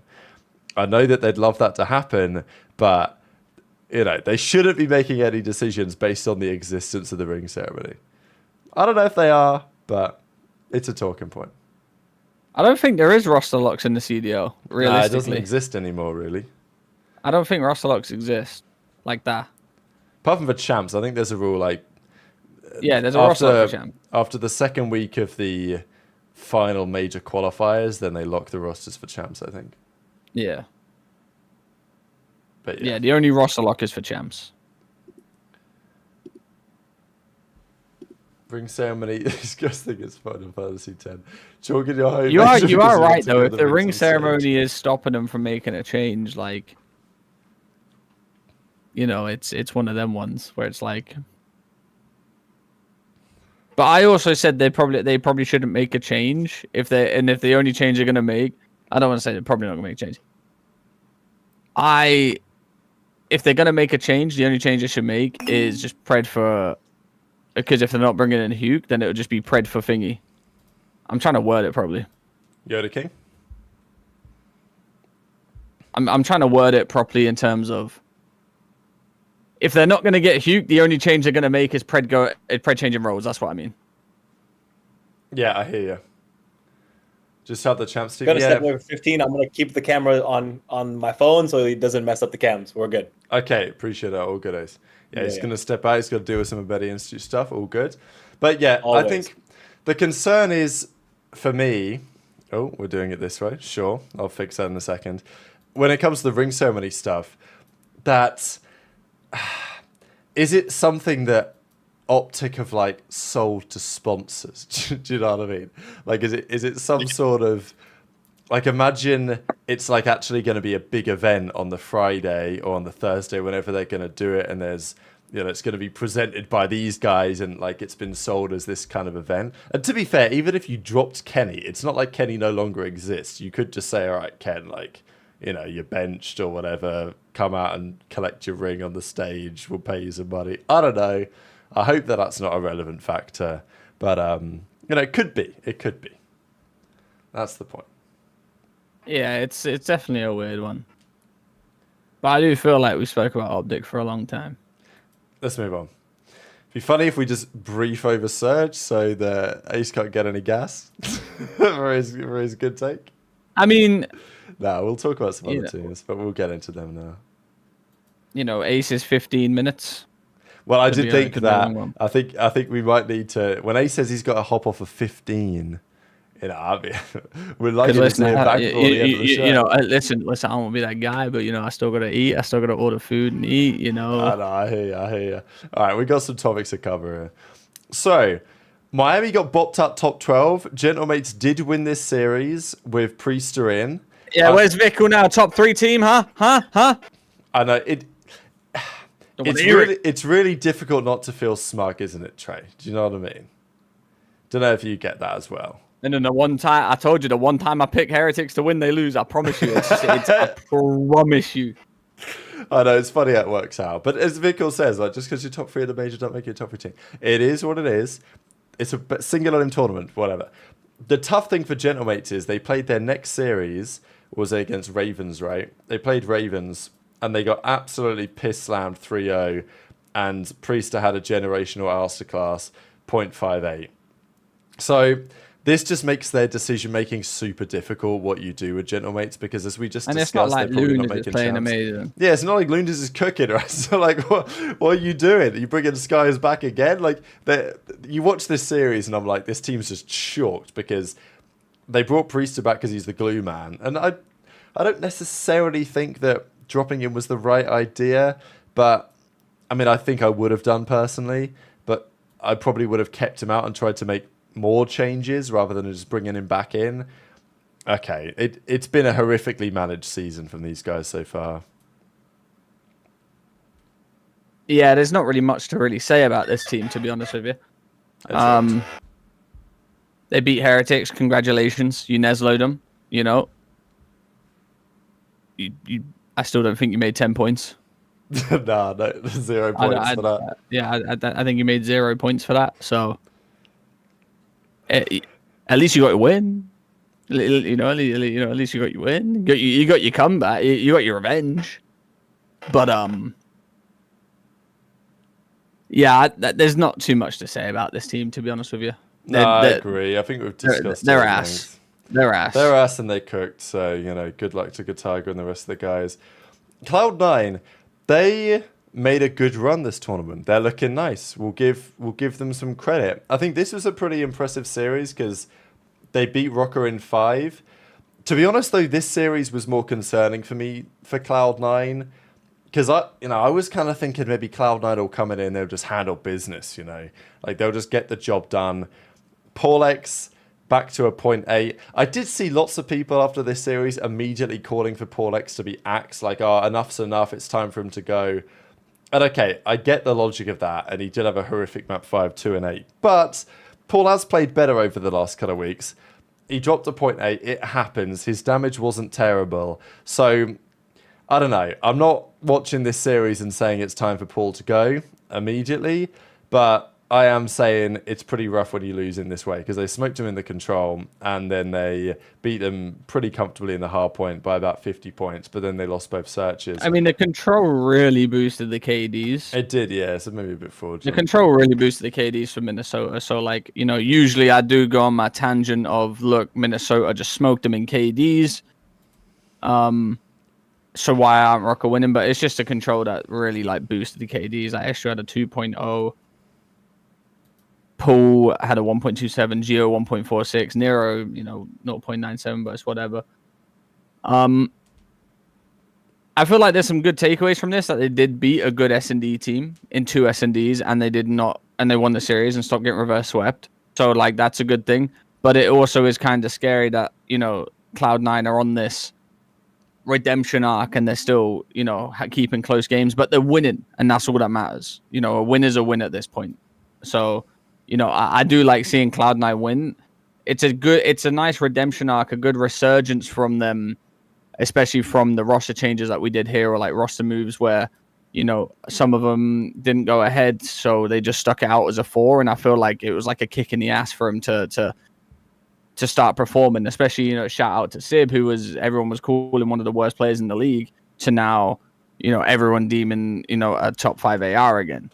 So I might have like jumped the gun with that one, but people are singing his praises. No, he's been cooking as of late. He's nearly recovered to a 1 flat KD despite starting the league as a 0.7, so that's impressive. I think the real standout is Attach. He's turned up big time over the last couple of weeks. I just think he's playing at a faster pace. Like, you look at his numbers, it's not that far off where Sib has been, and that's perfectly fine, given Attach has been a slur player and he's getting the hill time right. So Attach is doing exactly what you need him to do in that role, which he was not doing at the start of the season. But yeah, with Sib playing better, that's opened the door to that. Like, obviously there were loads of teams coming top 12 at this one. We'll get to Surge in a second here. In fact, I think we might probably have to do that now because the rest of the tournament was pretty much where we stood on that. So Surge started their run against Boston. They lost the Search 6-4 on the Skyline. Good map out of, Snoopy here especially, and Purge as well. To be fair, Purge and Snoopy played excellent on the map 3 as well. It's why I feel bad for Boston because, well, I don't feel bad for them necessarily because I think that they've probably mismanaged their situation as well. But I do look at them and I think they've been a bit hard done by the teams they've played because they weren't bad in this one. I know they got smoked on the map 1 red cards. But apart from that, the Vault was winnable, but Awakening had a 0.45 stinky and Cammy had a bad one as well. The map 4 was winnable, but Cammy had a bad one. And, if you look at their recent results, Boston, their completed games, let's have a look. So in their last recent series, they lost to OpTic at the Minor, they lost to FaZe in New York at the Major, In the qualifiers, they've beaten Gentlemates and Falcons. Okay, like, fair enough. Lost to Toronto in 5, lost to New York, lost to Surge. So, you know, they're just not as good as they need to be, but they're not maybe as bad as they seem. I don't think they've fallen off as much as they seem, but equally, Cammy and Wake, it ain't looking good. One of them has got to go soon if it keeps up like this. It just, yeah, I mean, we didn't really have any faith in them coming into this tournament. They've just been on a steady decline, and yeah, it's just one of those things where if Cammy's not frying, Awakening's playing decent, and if Awakening's not playing decent, then Cammy's not playing decent. But it just seems like the last few matches, no one's really playing good. Only my King Snoopy, man. But you saw my Instagram story yesterday? You know who is playing good? Byron Nastie. Byron Nastie, baby. Here he is. Oh no, I clicked on the wrong link. Right? Listen, you know, let's just get into it because yeah, Ace ain't coming back. Let's just get in it. Listen, Neptune's getting a lot of gas, and yeah, he has come in and turned that team around. All right, in terms of making everyone play better. But my word, is Byron Nastie Plumridge doing an absolute godlike performances recently. He is just frying. Right, if you look at his numbers, like, bro, it's actually insane though. Like, look at this, right? His last 5, let's go matches, completed matches. Can I see it here? Yeah, look at this. So he played 2 series against FaZe in the last 2 weeks. He's averaging a 1.36 in both those series. Like, he was piss slamming Mr. MVP simp. And I was not allowing any nasty slander. I've been saying this guy is good. I've been singing his praises since the day I played with him. He has got the talent. He's got the brain knowledge. He's got everything that needs to be as a good COD player. He's just never had the greatest teams around him. Granted, he was with me in Vanguard. You know what I'm saying? I was dog. That was a nice ass team, though. Like, you know, it was a nice team. It was a great team. You know, and you, Jay, Giz, you know, Afro, I played with an MW2, and he was good then. But obviously, you know, they get rid of me, and you know, he's just steady decline. You know, that's how it is. You know, that's just how it is. You get rid of Trei. You know, that's the decline you're on. But I was saying, like, okay, after that year, when Easy Mac did the top players, I put Nastie 19th or 20th, I think, in the league that year, which doesn't sound great. But, like, to me, even in Modern Warfare 2, on an ass Ravens team, he was still a top 20 player in the league. That was my take. Yeah, for sure. And, you know, the Nastie got the slander, but like I said, in that MW2, he was playing with Pool, playing with Scraps, playing with Asim, you know, playing with me, and you know, we just weren't a good team. You get him on a good team, you get him moving, and look what he does. Is it a purple patch? It could be, but right now they're looking good and they need to keep up the consistency. Neptune didn't have a great finals, and he even tweeted that, but look what he's done for this team. It's a complete turnaround, and not just the team, it's for the players too. I think that's what we're not realizing. Neptune's not carrying this team to all these wins. It's not like Neptune's the guy that's doing it all. Neptune has came into this team and made the team all round better. And that's why I think we need to gas up. Yeah, he's playing at some great pace. The team obviously have a lot of confidence in him. I think what impresses me the most is the fact that he's not even with the team, right? Like, they've been able to achieve this. And maybe there's pros and cons to that, because people are going to say, oh, well, he's living out of Indianapolis, which is where he's based, which is on a very different side of the, you know, the continent to where Vancouver. Yeah, if we chuck him over to Vancouver, is he still gonna perform? Is he still gonna perform and all this? But like, it's pros and cons, because okay, sure, maybe there's some degree of internet advantage that they're currently getting by being split, but also Neptune's not there in person. From like a culture, from a chemistry, from like, you know, getting the fit together thing. There's even more room to improve, you would think, right? Like, the fact that he's remotely been able to have this level of impact, and he plays this game in the right way. This is the point with when they bring in, this is what I think Gentlemates should have done differently, is like when Lunas comes in, or when you bring in another player, allow that player to kind of set the system in the same way that when OpTic picked up Hook, they were like, yeah, Hook taught us a lot about the way that we should be playing this game, because he had more reps and challenges than we did in the Pro League about the way to approach the game. I feel like it's similar for Neptune. The guy is just cracked. Like, he just runs around and gets kills. And sometimes it hurts him. It hurt him in the Game 7 search against Thieves. He overextended too many times. That's what it is like with players like Neptune sometimes. You live by the sword, you die by the sword. It's the same with Hook. It's the same with someone like Nero. They didn't get bopped in the final either.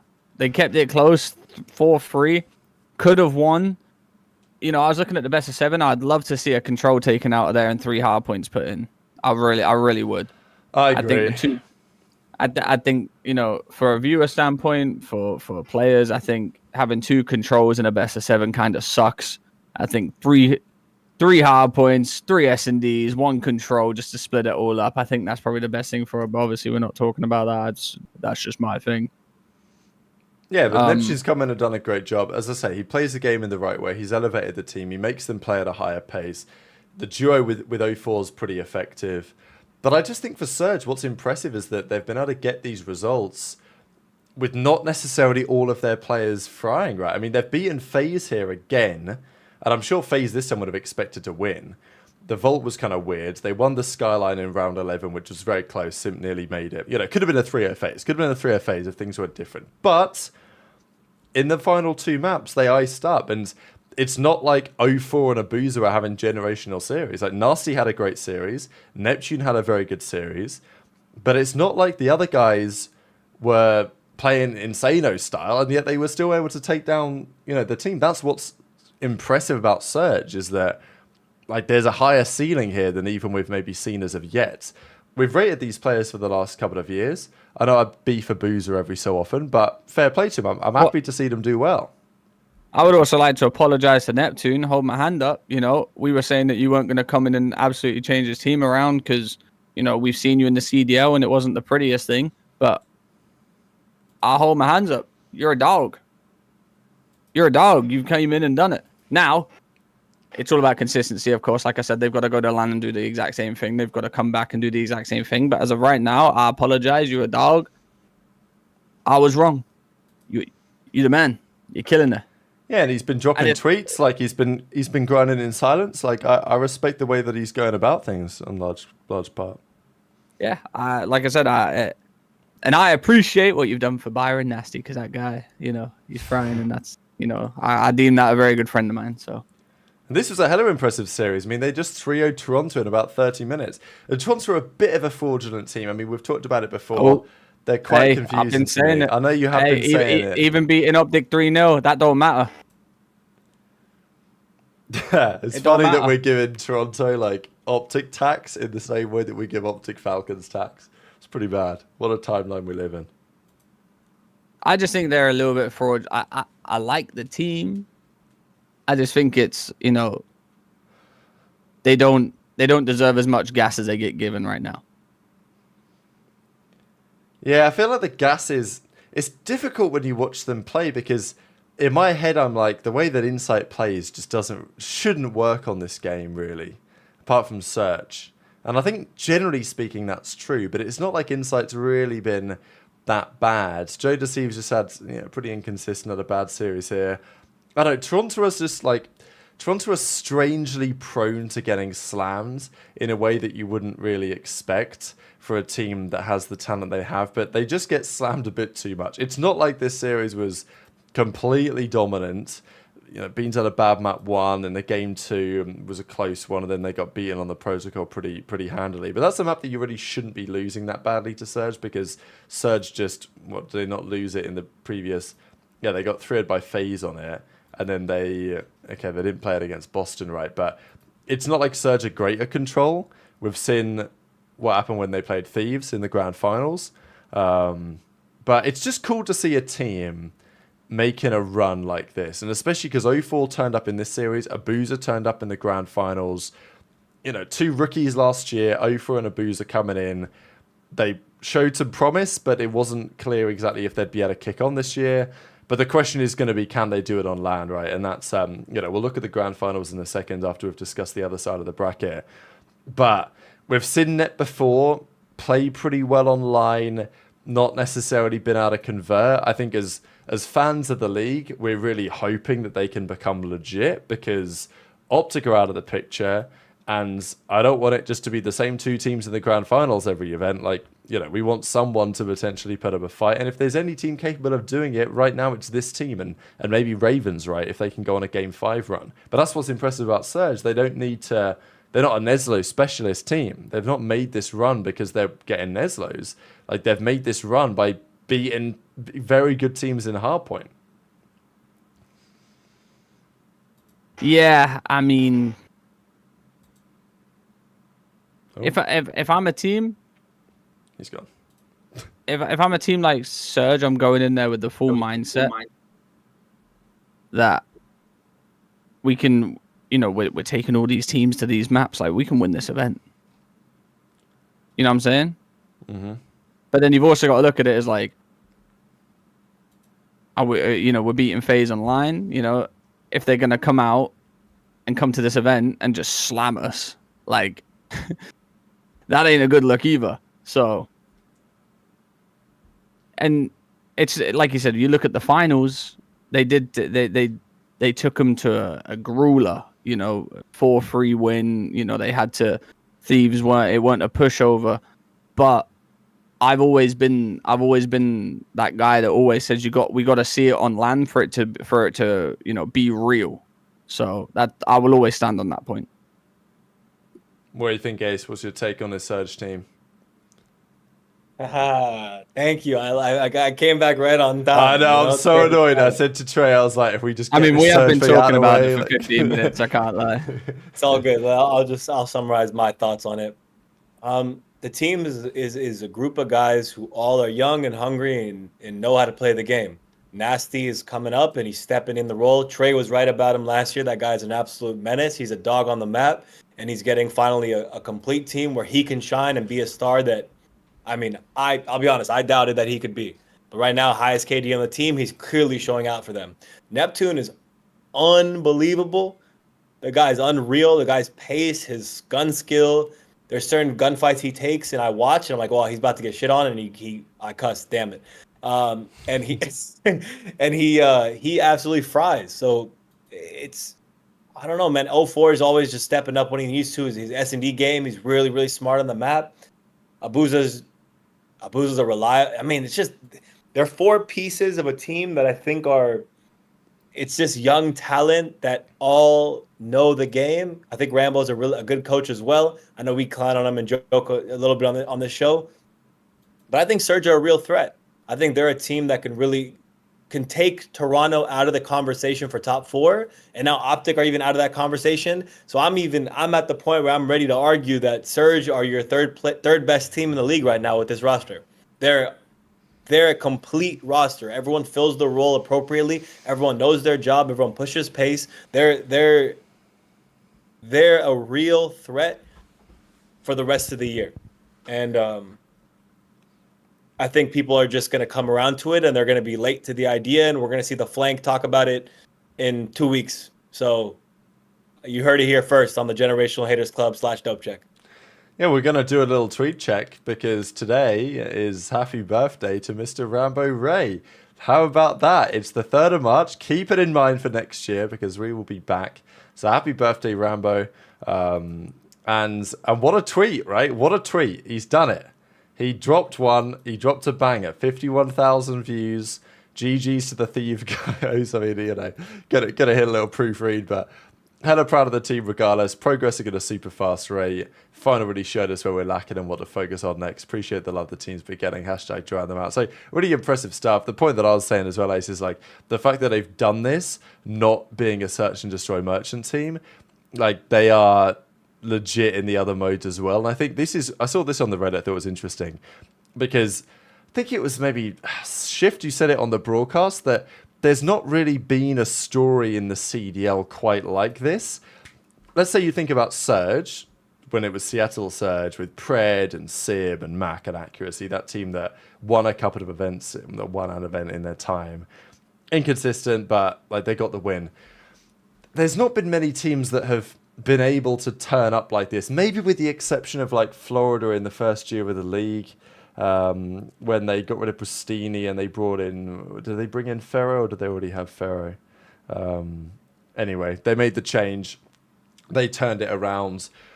But it's pretty rare to see a team mid-season, because you see teams that are formed before the season begins that have potential, and it's kind of unclear what's going to be happening. And then they make the run. Whereas in this case, this team's made one move, and now they're making strides. People are comparing them to this Midnight Esports team from back in Black Ops 4. Brack, Lamba, God Envoy, Jetly, and Parzelion. That does bring me back. Go on, Ace. That's not a good comparison, because I feel like that's not a clear comparison, because we haven't really seen a team make a one-man change and go from the bottom of the league to now next. I know it's a minor, I understand, but for the next major event, end up in grand finals. That everything you've said are good examples of good turn-ups, but they're not one-man changes that with a change of literally 8 to 12 to number 2. Yeah, like PD's talking about Ghosty to OpTic, which is fair enough, but like that's OpTic, right? Like, I'm trying to talk about a team that doesn't have that kind of name value. Like, you look at this Surge team, Nastie, Neptune, 04, Abuser. Like, those are not players that you would expect to be on a roster challenging for grand finals and event victories. Right. You know, Right. theoretically, which is why it's a cool story. But look, to be fair, Ravens, they made the grand finals at the first minor. They turn up to LAN, they did okay, they got top 4. Gwyn, Vivid, Slasher, Tej. But, you know, those are guys that have won championships. Slasher's a world champion. So, again, it's a slightly different story. Like, we've not really had this in the league over the last few years. This kind of surge, as it were. Whether it lasts, don't know. I would love to see it, though, because it would be nice to have a new set of stars. I think it would be really good to have a new set of players that the top 4 teams would see value in. I think that's been a big problem of the year or two, where you just see interchanging between the top rosters and no one really worth shooting up to the top. We've seen some falls of grace recently out of the top, but like, I think 4 brand new names, not brand new, but 4 names that are brand new in that top conversation. You know, they're going to make it click. And I think by next year, we're going to see at least one of those guys on a different roster. And it's going to be a roster you probably don't expect at this point of the season. And what a good return, what a good like comeback story for Neptune. I don't know if you guys touched on that, because obviously I wasn't here for a lot of the topic. Yeah, no, I did. I said, because, you know, I held my hands up and apologized, you know, because we spoke about how he didn't do much in the CDL prior to this. Yeah. You know, he was just on the team, and then he came back and started running. Like I said, for me, you get all, like I said, I've gassed everyone up, but you get all my gas, all my props when it happens at LAN. You show up at LAN, you'll have my gas for the rest of the year. Even if it's like a decline, but you do it at LAN, you've got it. Even if you get to one grand, even like the Seattle Surge team with Pred and Sib and them, even if you get to like one championship finals, like you go to Major 2 and you make it to 3rd or 2nd or something like that. Yeah, do it on LAN. You have my respect for the rest of the year. I don't need to see you win the event. That's not what it's about. It's just that I need to see you beat the teams you're beating, or giving them a close game and getting top 4, top 3, and then you've got it. You know, that's fine by me. Yeah. I'm fully back in that take. Let's talk about Thieves, the eventual champions. We didn't really talk much on FaZe. The issue with these minor tournaments is that there isn't really much to say. It's like it's one series, right? FaZe lost one series to Surge. So what do you say? Like, do FaZe have anything to be concerned about? FaZe are dogs. They just lost to a good Surge team that are in form right now. They lost last map. They just can't seem to beat Surge right now. But you know, for them, it's all about their redemption arc in the next few matches. And then we'll see where they're at the major. It's not like they're a terrible team. Nah, man, dude. I think you guys are tripping. It's the Simpcelium of BZ draws a fall off. It's over for them. GG. The boys are chalked. Break the roster up. Drop Celium, obviously, of course, right? Drop Celium, and then pick up Fellow, and the team will get better. Woohoo! Let's do that. Let's do the classics. Yeah, I mean, you know, everyone's gonna say that we don't talk about their team or a team, but like you said, they've played one match. They were doing well in the league matches. They just lost to Seattle, and they just lost to Seattle again. So it's not like there's much to take off or take away from this, apart from the fact that Seattle's kind of got their number right now. Yeah, Seattle's a really good counter to that team. I hope everyone, like we talked about before with like the old Surge teams, but if you actually lay them out on paper, I know the name value isn't going to hold for you, but if you look at play styles and how this game plays, those 4 players are a good counter to these 4 players. 04, 04, Abizi. Now I know people are like, what the hell is Ace talking about? But like on the map, they actually kind of coincide in a sense. Abizi, Neptune, Simp, 04, very smart players. Nastie right now is playing generationally. If he can keep that up, I mean, if he can keep it up, this team has a real chance of getting to grand finals or being third every event. It's all I think X factor for Surge is going to be Nastie. It's not Neptune. Neptune's the good push to the top, but it 100% in my eyes is Nastie's play. FaZe had a whack series, but yeah, until then, we'll see what happens. I think, yeah, Nastie from the AR side, 04 for sure for me for the sub side. Like, more like if 04 has a good series, they become very, very, very difficult to beat. Because he's kind of that player who he makes great decisions. So if he also has a 1.2, you kind of know what you're getting out of Neptune and Nastie right now. And Abuza's still been a bit up and down. But like Abuza last year improved throughout the year. I know that was role changes, but he only got better and better as the year went on. And Rambo's got another year coaching them. Like, it's just Surge have an opportunity on their hands, right? Because New York Subliners, they blew it up. Thieves formed a super team. OpTic are in no man's lands. Like, the league is gettable, right? Like, in terms of the top end of the league, Toronto are a bit iffy. Cloud9 are making a run. We talked about them a little bit, right? Like, obviously, they lost to Thieves in the end. We can discuss that briefly here. They made a run, but, you know, it's not like it's been super clear-cut for Cloud9. They're making massive strides. They are, but they were still vulnerable when Thieves started really playing some top-tier COD. They're still 10th. Okay, let's keep it a buck. Yeah, exactly. 10th. They're still 10th. Like, so Surge just have a real opportunity to kind of cement themselves as being a Sunday staple this year, which I think is exciting for many. But look, we've got to talk Thieves because the way that they dispatched of Cloud9 over the last couple of maps of this series, the way that they went to the grand finals, and like we could talk about the vault and the spawn that Surge got to win in that game and whether that was fair or not. As far as I'm concerned, Surge earned their luck in that. But the fact that Thieves, after losing the major, went back to the drawing board, locked in and locked up their search and destroy, and they came in and effectively Neslo'd Surge. Like, it wasn't what I was expecting. And also their control, like, should there be 2 controls in a best of 7? I don't think so. Trei doesn't think so. You know, Ace may agree or disagree. I'd prefer a third hardpoint in there.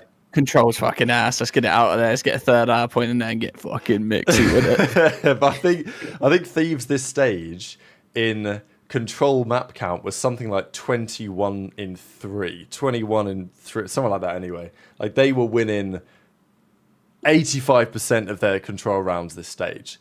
Like, very, very impressive.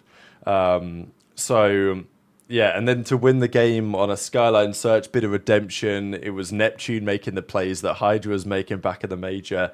But there's loads of storylines ready for the Thieves team.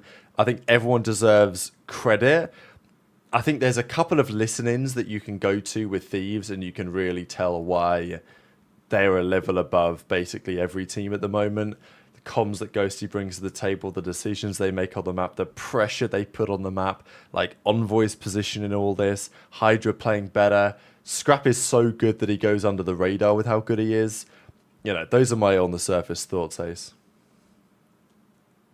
Yeah, the team is complete, man. Again, I said some early on. I kind of had my pressures and thoughts on Envoy, but again, this team has come into form. Hydra's finally understanding the game and playing his routes perfectly. I think if you even watch Grand Finals, some of the plays he made where he's playing corners or playing his timings or pushing up to spawn at the right time, or he's really elite when it comes to decision making. It's a team of guys who are all just very good at Call of Duty and very smart and want to win. They're young and hungry.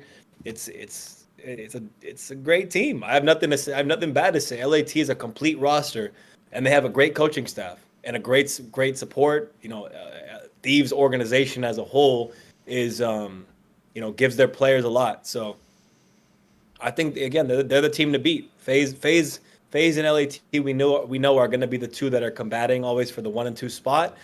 LAT took it online here. And if right now you put them on a grand final Sunday, and I said who's gonna win it, I would today say LAT, not because of the minor, but if you guys remember, if anyone was watching I think it was the last show, but you both said FaZe are gonna win, and I said I'll bet one of my man parts that FaZe are gonna win or LAT are gonna win this. So No, you did. I think it's good. I think it's a cool thing to note as well that Envoy's 0.9s to 1 KDs are so much different from everyone else's. Mm-hmm. They're much more impactful. You notice an Envoy on the map going 0.9 to a 1 to someone else's 0.9 to a 1. And I just want to commend him for that because he is one of the best players at his role. And to do it alongside Hydra and Scrap and Ghosty, who are like known shooters and known killers. Not saying Envoy ain't like that himself, but he is, he is deemed to do like the dirty work and all that kind of stuff. But to do what he does on the map and to do it as well as he does whilst keeping the team as good as it is insane. Yeah, he's one of the most impactful subs in the game right now. Yeah, he enables his team to a different degree than a lot of people, and that's why I said if Pred and Shotzi want to watch a duo to not to mimic, but just to get some ideas of the best routes and stuff to take and timings and such, I don't think there's a better two right now than Hydra and Envoy at this point in the game. We can see as well, like, some of the impacts that is being had, and also, like, is it a surprise that Hydra has found a way to seriously turn it around? Absolutely not.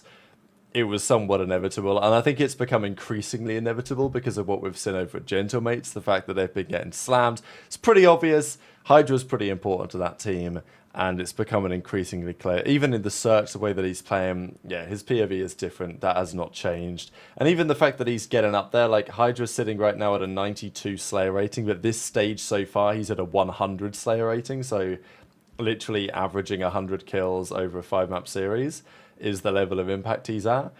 But also Scrappy deserves credit here, right? Because you look at this, excluding Kicks, who played a couple of series, and Neptune's only just come in. But if you look at the top Slayer ratings, it's Nep, Nero, Snoopy, Kismet, Shotzi, Hydra, Kleenex, Deceives, Kremplins, Simp, Gwyn, basically. Those are your top players. Scrap's the only one in there who's an AR until you get to Dashi in 15th place. So I think that's the thing with Scrap as well, the level of impact that he has. His numbers this year in terms of pure KT, he's at a 1.11, which is perfectly respectable. Excellent, in fact, like superb. But it doesn't seem as good as usual because he's playing with the likes of a Hydra. And Ghosty is a great AR in his own rights as well. But I think Scrap is almost leaning on the border of becoming underrated right now, which is kind of scary to me. Don't know if that's a hot take. I don't want to say underrated. I want to say no one's acknowledging how good it actually is because they think of how good he is. You know what I'm saying? No one's actually like deep delving into it because they're like, oh, it's Scrap. He's one of the greatest there is, one of the greatest ARs in the league. But when you actually deep delve look into his numbers, you realize how good he actually is. Some interesting numbers I'll bring up for you guys here in a second while you speak, guys. If you got any thoughts, would be appreciated. If you that was comedy. I mean,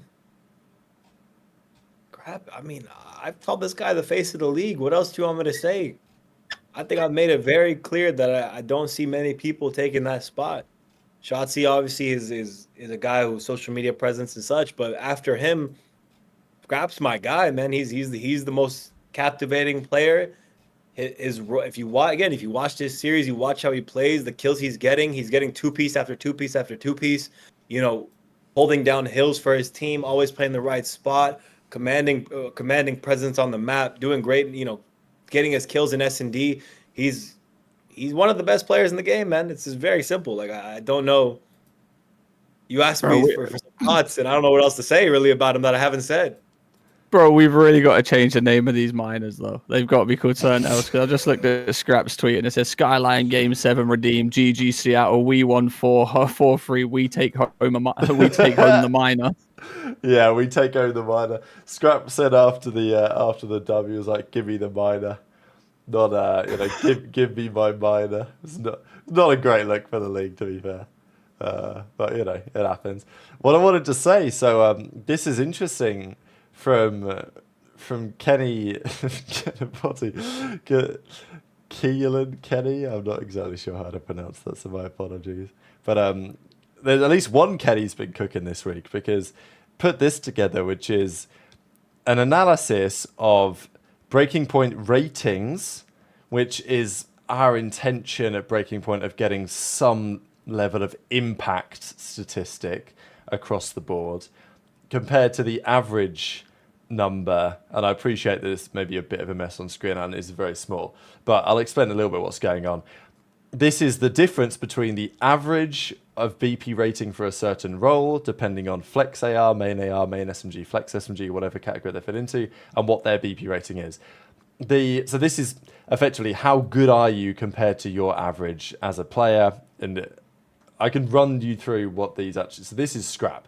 Scrap's bar is far ahead of everyone.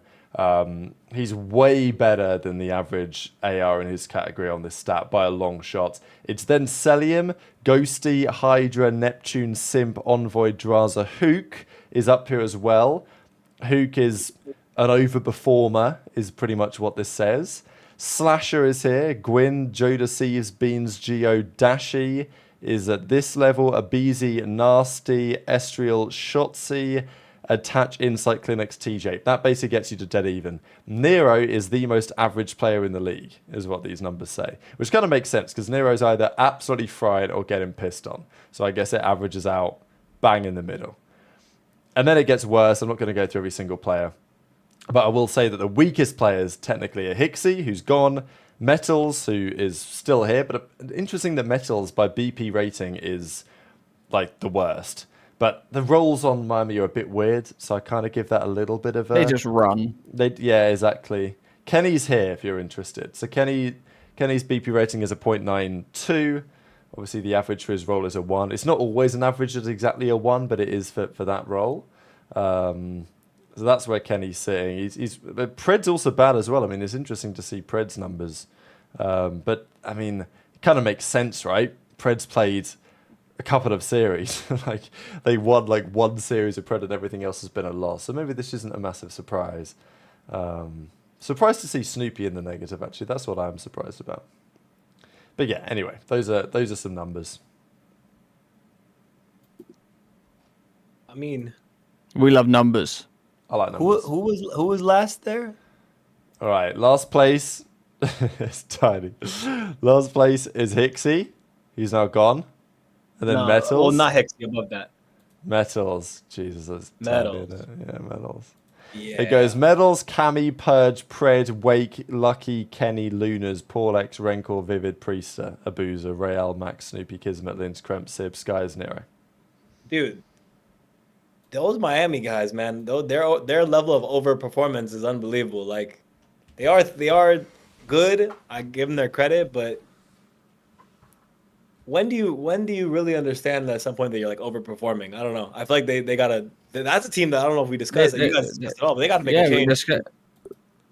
We discussed them. I just said Vickle, they're not a top 3 team. Like, they're not even on the cusp of being a top 3 team. I don't give a fuck what they got in the major. They're not consistent enough to be a top 3 team.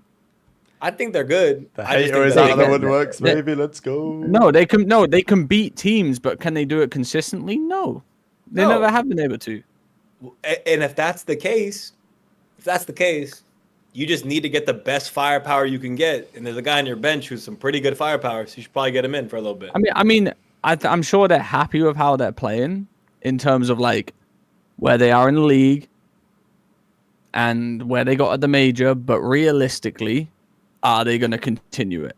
No. You call me a hater all you want. This is the GHC, baby. Yeah, that's what I'm saying. I don't give a fuck. I only come on here and I speak facts. I speak facts for 2.5 hours and I leave. That's all I'm here for. This is what he does. This is what he does. So yeah, Thieves take the victory. Cloud9 just quickly on them because Mac had a bit of a bad one here at a 0.6. I mean, we did used to see this a bit on the Surge days. Obviously, a different time then. Mac's generally been good this year, but yeah, you know, the vulnerability to a rough conclusion to the series here is just concerning me a bit about Cloud9. I think that OpTic can be not confident, but as incredible as it is, OpTic are in a position where they're looking at the teams. They're probably not doing this, but I would be if I was them. Looking at the teams behind them and saying, all right, who have we got to outplace here to make sure we get to the World Championship? And C9 is still 30-odd points behind OpTic. So it's an overturnable deficit. But it's, yeah, it's something that Cloud9 were not as impressive as I thought they'd be. I think that's my bottom line. I was kind of hoping maybe that they would really be really impressive. And after they won map 1 against Thieves, I was like, here we go. This could be something. But after that, it kind of fell apart. I mean, I think they're more impressive than where they were at, for sure. For sure. I think their first series against ROKKR, they impressed me there. Their issue is like map to map. Like one map, they look godlike. The other map, they look like they don't know what's happening. So even with Thieves, right, for a map and a half, they looked godlike. For a map and a half. And then something triggered after a map and a half that it looked like they put down their controllers and then I picked it up, right? Roxas picked it up and started shooting back. So something, I don't know, it's something map to map with them that I don't see any consistent flow. And I don't know what exactly is the correction for that. Maybe Trei can tell me what the correction is for that, but it's better than it was. So win some online matches and chip away to make at least get yourself to the World Championship and keep improving going into Major 2 and Major 3. That's at least what you can do in the meantime. Their main goal right now is to, like you said, keep chipping away. All right, they're not on the cusp of winning an event. They know that. But if it's constant progression and they're okay with the progression and that's just winning maps, not getting last at LAN, getting CDL points, then they can just keep it going for champs. And hopefully by champs, they're going to be a top contender. That's where they need to see themselves. If they're not happy with where they're going and it's just steady progression, but they want to fast track it, they'll need to look at making changes. If they don't want to do that, keep going the route you're going. It's going well. You're getting better day by day, apparently, from what I've been seeing in these matches and everything like that. Go to LAN, see how that goes. If it doesn't go well at LAN, then you're going to have to come home and have a think about whether you want to fast track it or you think this is just where your peak is. If this is where you think your peak is and you get top 8 at LAN, you think, nah, this just ain't working, then you're going to have to make a change and see where you go from there. But from what I see right now, they're not doing terrible. They're doing okay in comparison to where they were, a month ago. I think they're also one of the teams on the top chopping block. If they don't perform well at Major 2, highest likelihoods to make a swap. Because, again, they made the experiment from the first cycle, which is already very bad. They stuck together. They're sticking it out, which is great. Team has vets on it. Team has really good players on it. So you can develop that out for a little bit.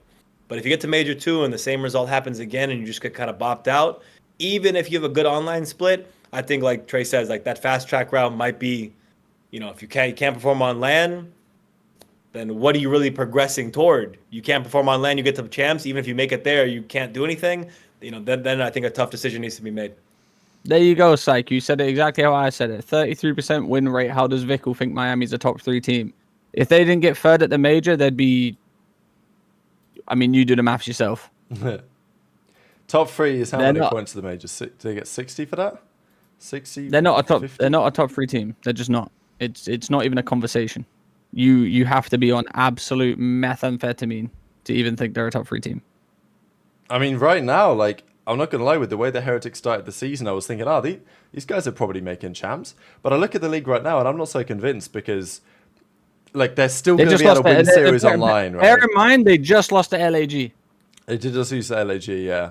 Like, they're still capable of winning series online. I do think at some point that they will... Oh, it is written right there, PD, yeah. I probably should have just read that off like everyone else. But, yeah. I'm brain and I didn't look right. I guessed it right, That actually did sound very haterish towards me, didn't it? Listen, I ain't hating. I just ain't appreciating. All right? Remember that. It's just like you look at the league and C9 are making moves. Boston and OpTic are surely, right? And I actually rate, I think Boston are not as bad as they appear. So it's interesting for Miami. Like, it's not like I don't like them, but I think it will come a time where they put Super in full time. And, you know, they're going to be able to win online series, but This whether is they're the going to be only able to thing. consistent. This is the only thing I say. Cloud9 are on a rise, all right? Let's say that. Let's say Cloud9 win, you know, they do well at the major. Heretics don't do well. OpTic don't do well. Someone takes that spot. It's early days, and man. guess what? It's going downhill. The final thing we're going to talk about, some of the matches that are upcoming next weekend. Obviously, we're going to run a little pre-show when the time comes. But these are interesting games for a number of teams for a number of reasons. We'll start with OpTic because they play Miami, which, I'm not going to lie, in the context of the season at large, could be an incredibly important series when we look back on it. Like, I'm assuming that OpTic are going to have the same roster, although I will say that there's been discussions. I mean, I brought this up on screen right at the start of the show today, about 2 hours ago, but I didn't even talk about it. But apparently Benjay on stream over the last couple of days has been saying that he's expecting an OpTic roster change announcement coming soon. I don't know if he's got any intel on that. Obviously, we talked about the team at length, whether they should do anything. I don't think Benjay's got any intel. I think he's just, I don't know, maybe I'm wrong. But people in the chat even earlier were saying that he's been talking in some degree of certainty that he thinks this is going to happen. And I can totally see the case if it does happen, but... Who the F in the OpTic camp is going to spew their drama to Ben J. Nassim? Can we think about that one for a minute now? Yeah, AG's calling Ben late at night and just telling him all, spilling the beans. Like, what are we talking about here? I think Ben is really just emphasizing that, like, he just sees that they have to make a change, and maybe people are misinterpreting it that way. I don't know, but I feel like Ben is just yapping right now. We'll see, but like they're gonna play. Not Yap J. Nah, not Yap J in the seams. Not Yap J in the seam. I remember when the Yap emoji was like cooking and chat and everything. Good times. But OpTic play Miami, assuming that OpTic are playing with their current roster. They're not the favourites because they ain't the favourites against anyone, apart from the Falcons right now, who play Toronto on the Friday. Like you said, that series is actually, it seems so minuscule and so subtle, but it's actually so important. It's unbelievable. It's for the confidence of both of these teams, and really by the end of the year, it could be one of the series that makes or breaks making champs or not. So it's kind of crazy. But if I had to, again, I'm an OpTic blind faith person, but I'm going to say in this series at least, I think OpTic take this one. I'm leaning on their side. Why is it? You pick an OpTic? You picked up. What did you pick? OpTic. Okay, you did pick OpTic. Interesting. Not like they're not my every favorite, but I'm leaning towards OpTic. Yeah. I will not be picking OpTic. I don't think I can, man. I'm not seen enough, man. Every match they've played, I'm like, surely I can justify picking OpTic in this. And then I look at it and I'm like, can I justify picking OpTic in this? This series is maybe the hardest one I've had, actually. But also, then you look at historically and you see that Miami always beat OpTic, and you're like, oh my god, that's when OpTic were good. They kept losing to this damn org. Yeah, it's yeah. Listen, I'm a hot fire my picks for the whole weekend. You ready? Hit me. Because we're gonna do it Friday anyway, but we're gonna go a little bit more depth. But I'm gonna go LAT, Toronto, New York, FaZe, New York, LAT, Miami, Vegas. nah, LAG, Surge, Toronto, ATL. Bosh. All right. I'm gonna do the same type of fashion. I like this. I like this method. Surge, Toronto, C9, FaZe, Carolina, LAT, OpTic, LAG, Surge, Toronto, FaZe. So my only differences to yours, I believe, were that first Friday series is I think Surge are going to win that one against LAT, actually. And you said Carolina are going to beat Cloud9. Oh, okay, yeah. And you think OpTic are going to beat Miami. You actually had a lot of changes from mine. 3 different ones, yeah. 3 different ones. With all due respect, imagine Rab's career without OpTic. Well, exactly. Very well said. I'd be living it up in another esport, in another game, which is what I probably making more money. Maybe, I don't know. I mean, you can say the same thing about. I mean, I think mine would be similar. I'm taking Thieves in the first, and I'm going Thieves, Toronto, New York, FaZe. I think I'm taking Ravens over New York. Just thinking 5. I think I'm going to lean their way again. Again, man, my poor Boston Breach, man. Like I really wanna support these guys, but they come into this weekend and they have to play Thieves and FaZe. I'm like, they can't catch a break, the poor lads. They can't catch a break, and they're gonna lose both series. So but I'm taking Miami over OpTic, and I'm taking Toronto over. Yeah, it's from the Sunday. Everyone's gonna pick the same on Sunday, I think. Yeah, again, it's the Toronto OpTic rematch. Like, Toronto are vulnerable. Like, you look at this. If you told me this was the match week at the start of the season and you showed me the current standings and who Toronto and Miami have recently played, you'd think, should be a pretty clear-cut 2-0 weekend for OpTic. We're worried about whether they win 2 maps. Yeah, it's again, I know we said it most weekends, but, like, this is another make-or-break weekend. It's like, if you lose both of these... What other excuse can you come up with? What are we gonna do? We're gonna come on Friday and be like, talk about the same, them losing again? No, there's a feeling of urgency. There's a feeling of urgency, Ace. Yeah, like what can we say? Not a feeling of panic, so don't worry about that. It's kind of just getting. If they lose both of them this weekend, then I'll actually believe what Ben is saying, that an impending roster change is coming. At that point, they've only got one more weekend, and I think. On the final weekends, they play Thieves and Gentlemates. Those are the 2 teams they play. So you got to remember, like, OpTic are currently 0-9 map count. They, I mean, they're probably going to lose to Thieves, let's be real. Although they did beat them famously, let's not forget. Like, you remember, that feels like a long time ago, doesn't it? When OpTic and... Yeah. You remember when Kenny clutched that 1v2 against Hydra and Envoy on Hacienda, 5-5? Game 5?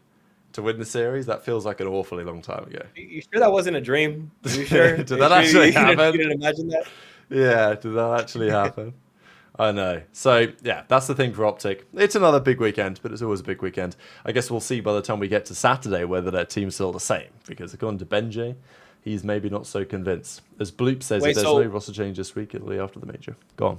So what day are we doing a pre-show? Because I have OpTic play on Saturday. Are we doing on Saturday? Are we doing a Sunday? When are we doing our pre-show? It might be a little Saturday. Might be a little Saturday pre-show. Seems like it's going to be on a Saturday, to be honest. Hey, I don't mind a little Saturday pre-show. Yeah, we could do a Saturday one. We got to make it clear now. OpTic Day pre-show. Yeah, we will be there. Because they play last too. Yeah, exactly. They play last. We're just going to lean into it, you know? Yeah, why not? Like, if you're going to roast me for putting OpTic on the thumbnails, I'm going to do it more. I knew I was going to get roasted yesterday because OpTic Toronto lost to Surge. So I was talking about how it's done look good for OpTic because Toronto were beating them and now they got through it by Surge. And I knew people were going to say, I can't believe it, man. OpTic weren't even playing today, but I'm still talking about them. But, like, it is the story of the year, right? Like, I mean, I'm not going to apologize for talking about the fact that a world championship winning team is looking like borderline the worst team in the game. And if it wasn't for literally the worst team in the history of the CDL, OpTic would be the worst team in the league right now, which is... and they probably would have got top 12 at the minor. Yeah, exactly, right? So, yeah, there it is.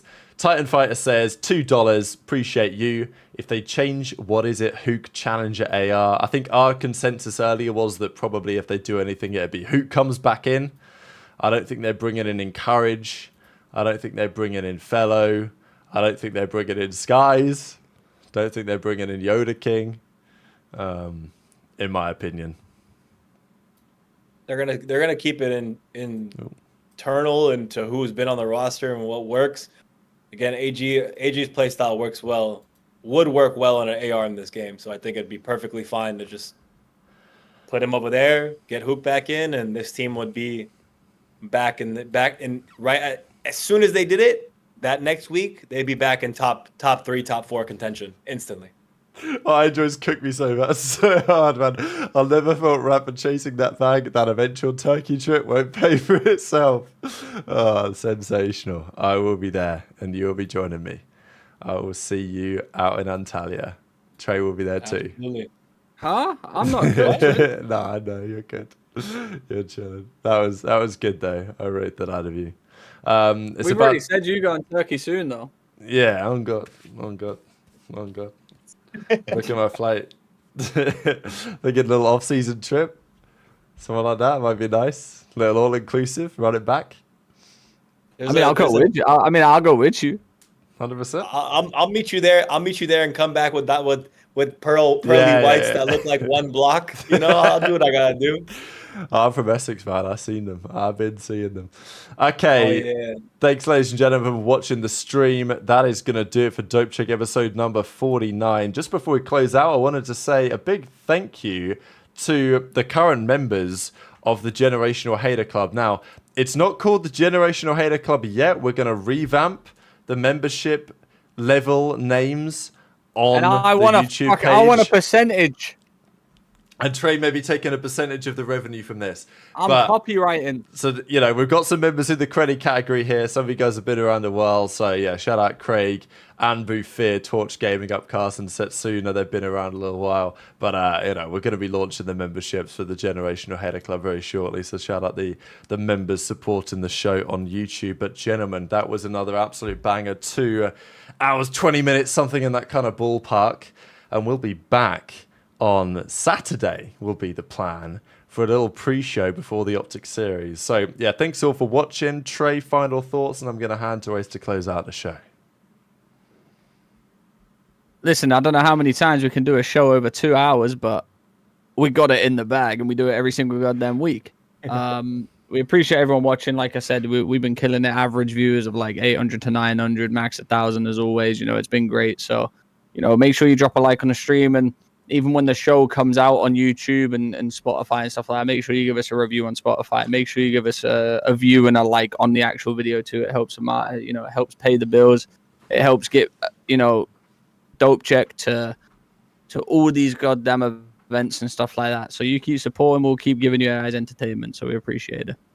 Absolutely, little piggyback off there, man. Every ounce of support means the world. Again, it wouldn't be a show without the views we get, and the transition to YouTube has been phenomenal from Twitch. Again, we've gotten more support from the transition, so we appreciate everyone that tunes in every week and looks forward to watching 3 generational haters on an absolute rampage for 2 hours. It's pretty phenomenal.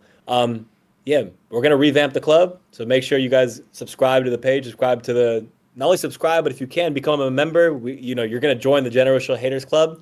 You'll be an official member, and merch coming soon. Don't worry, we're gonna be repping the club very, very soon. Thank you guys for watching. That's 2 hours in the bag, like always. We'll be back on Saturday. We love you guys. Dope Check episode 49. Like, comment, subscribe. We are out. See you guys. Bye. Bye.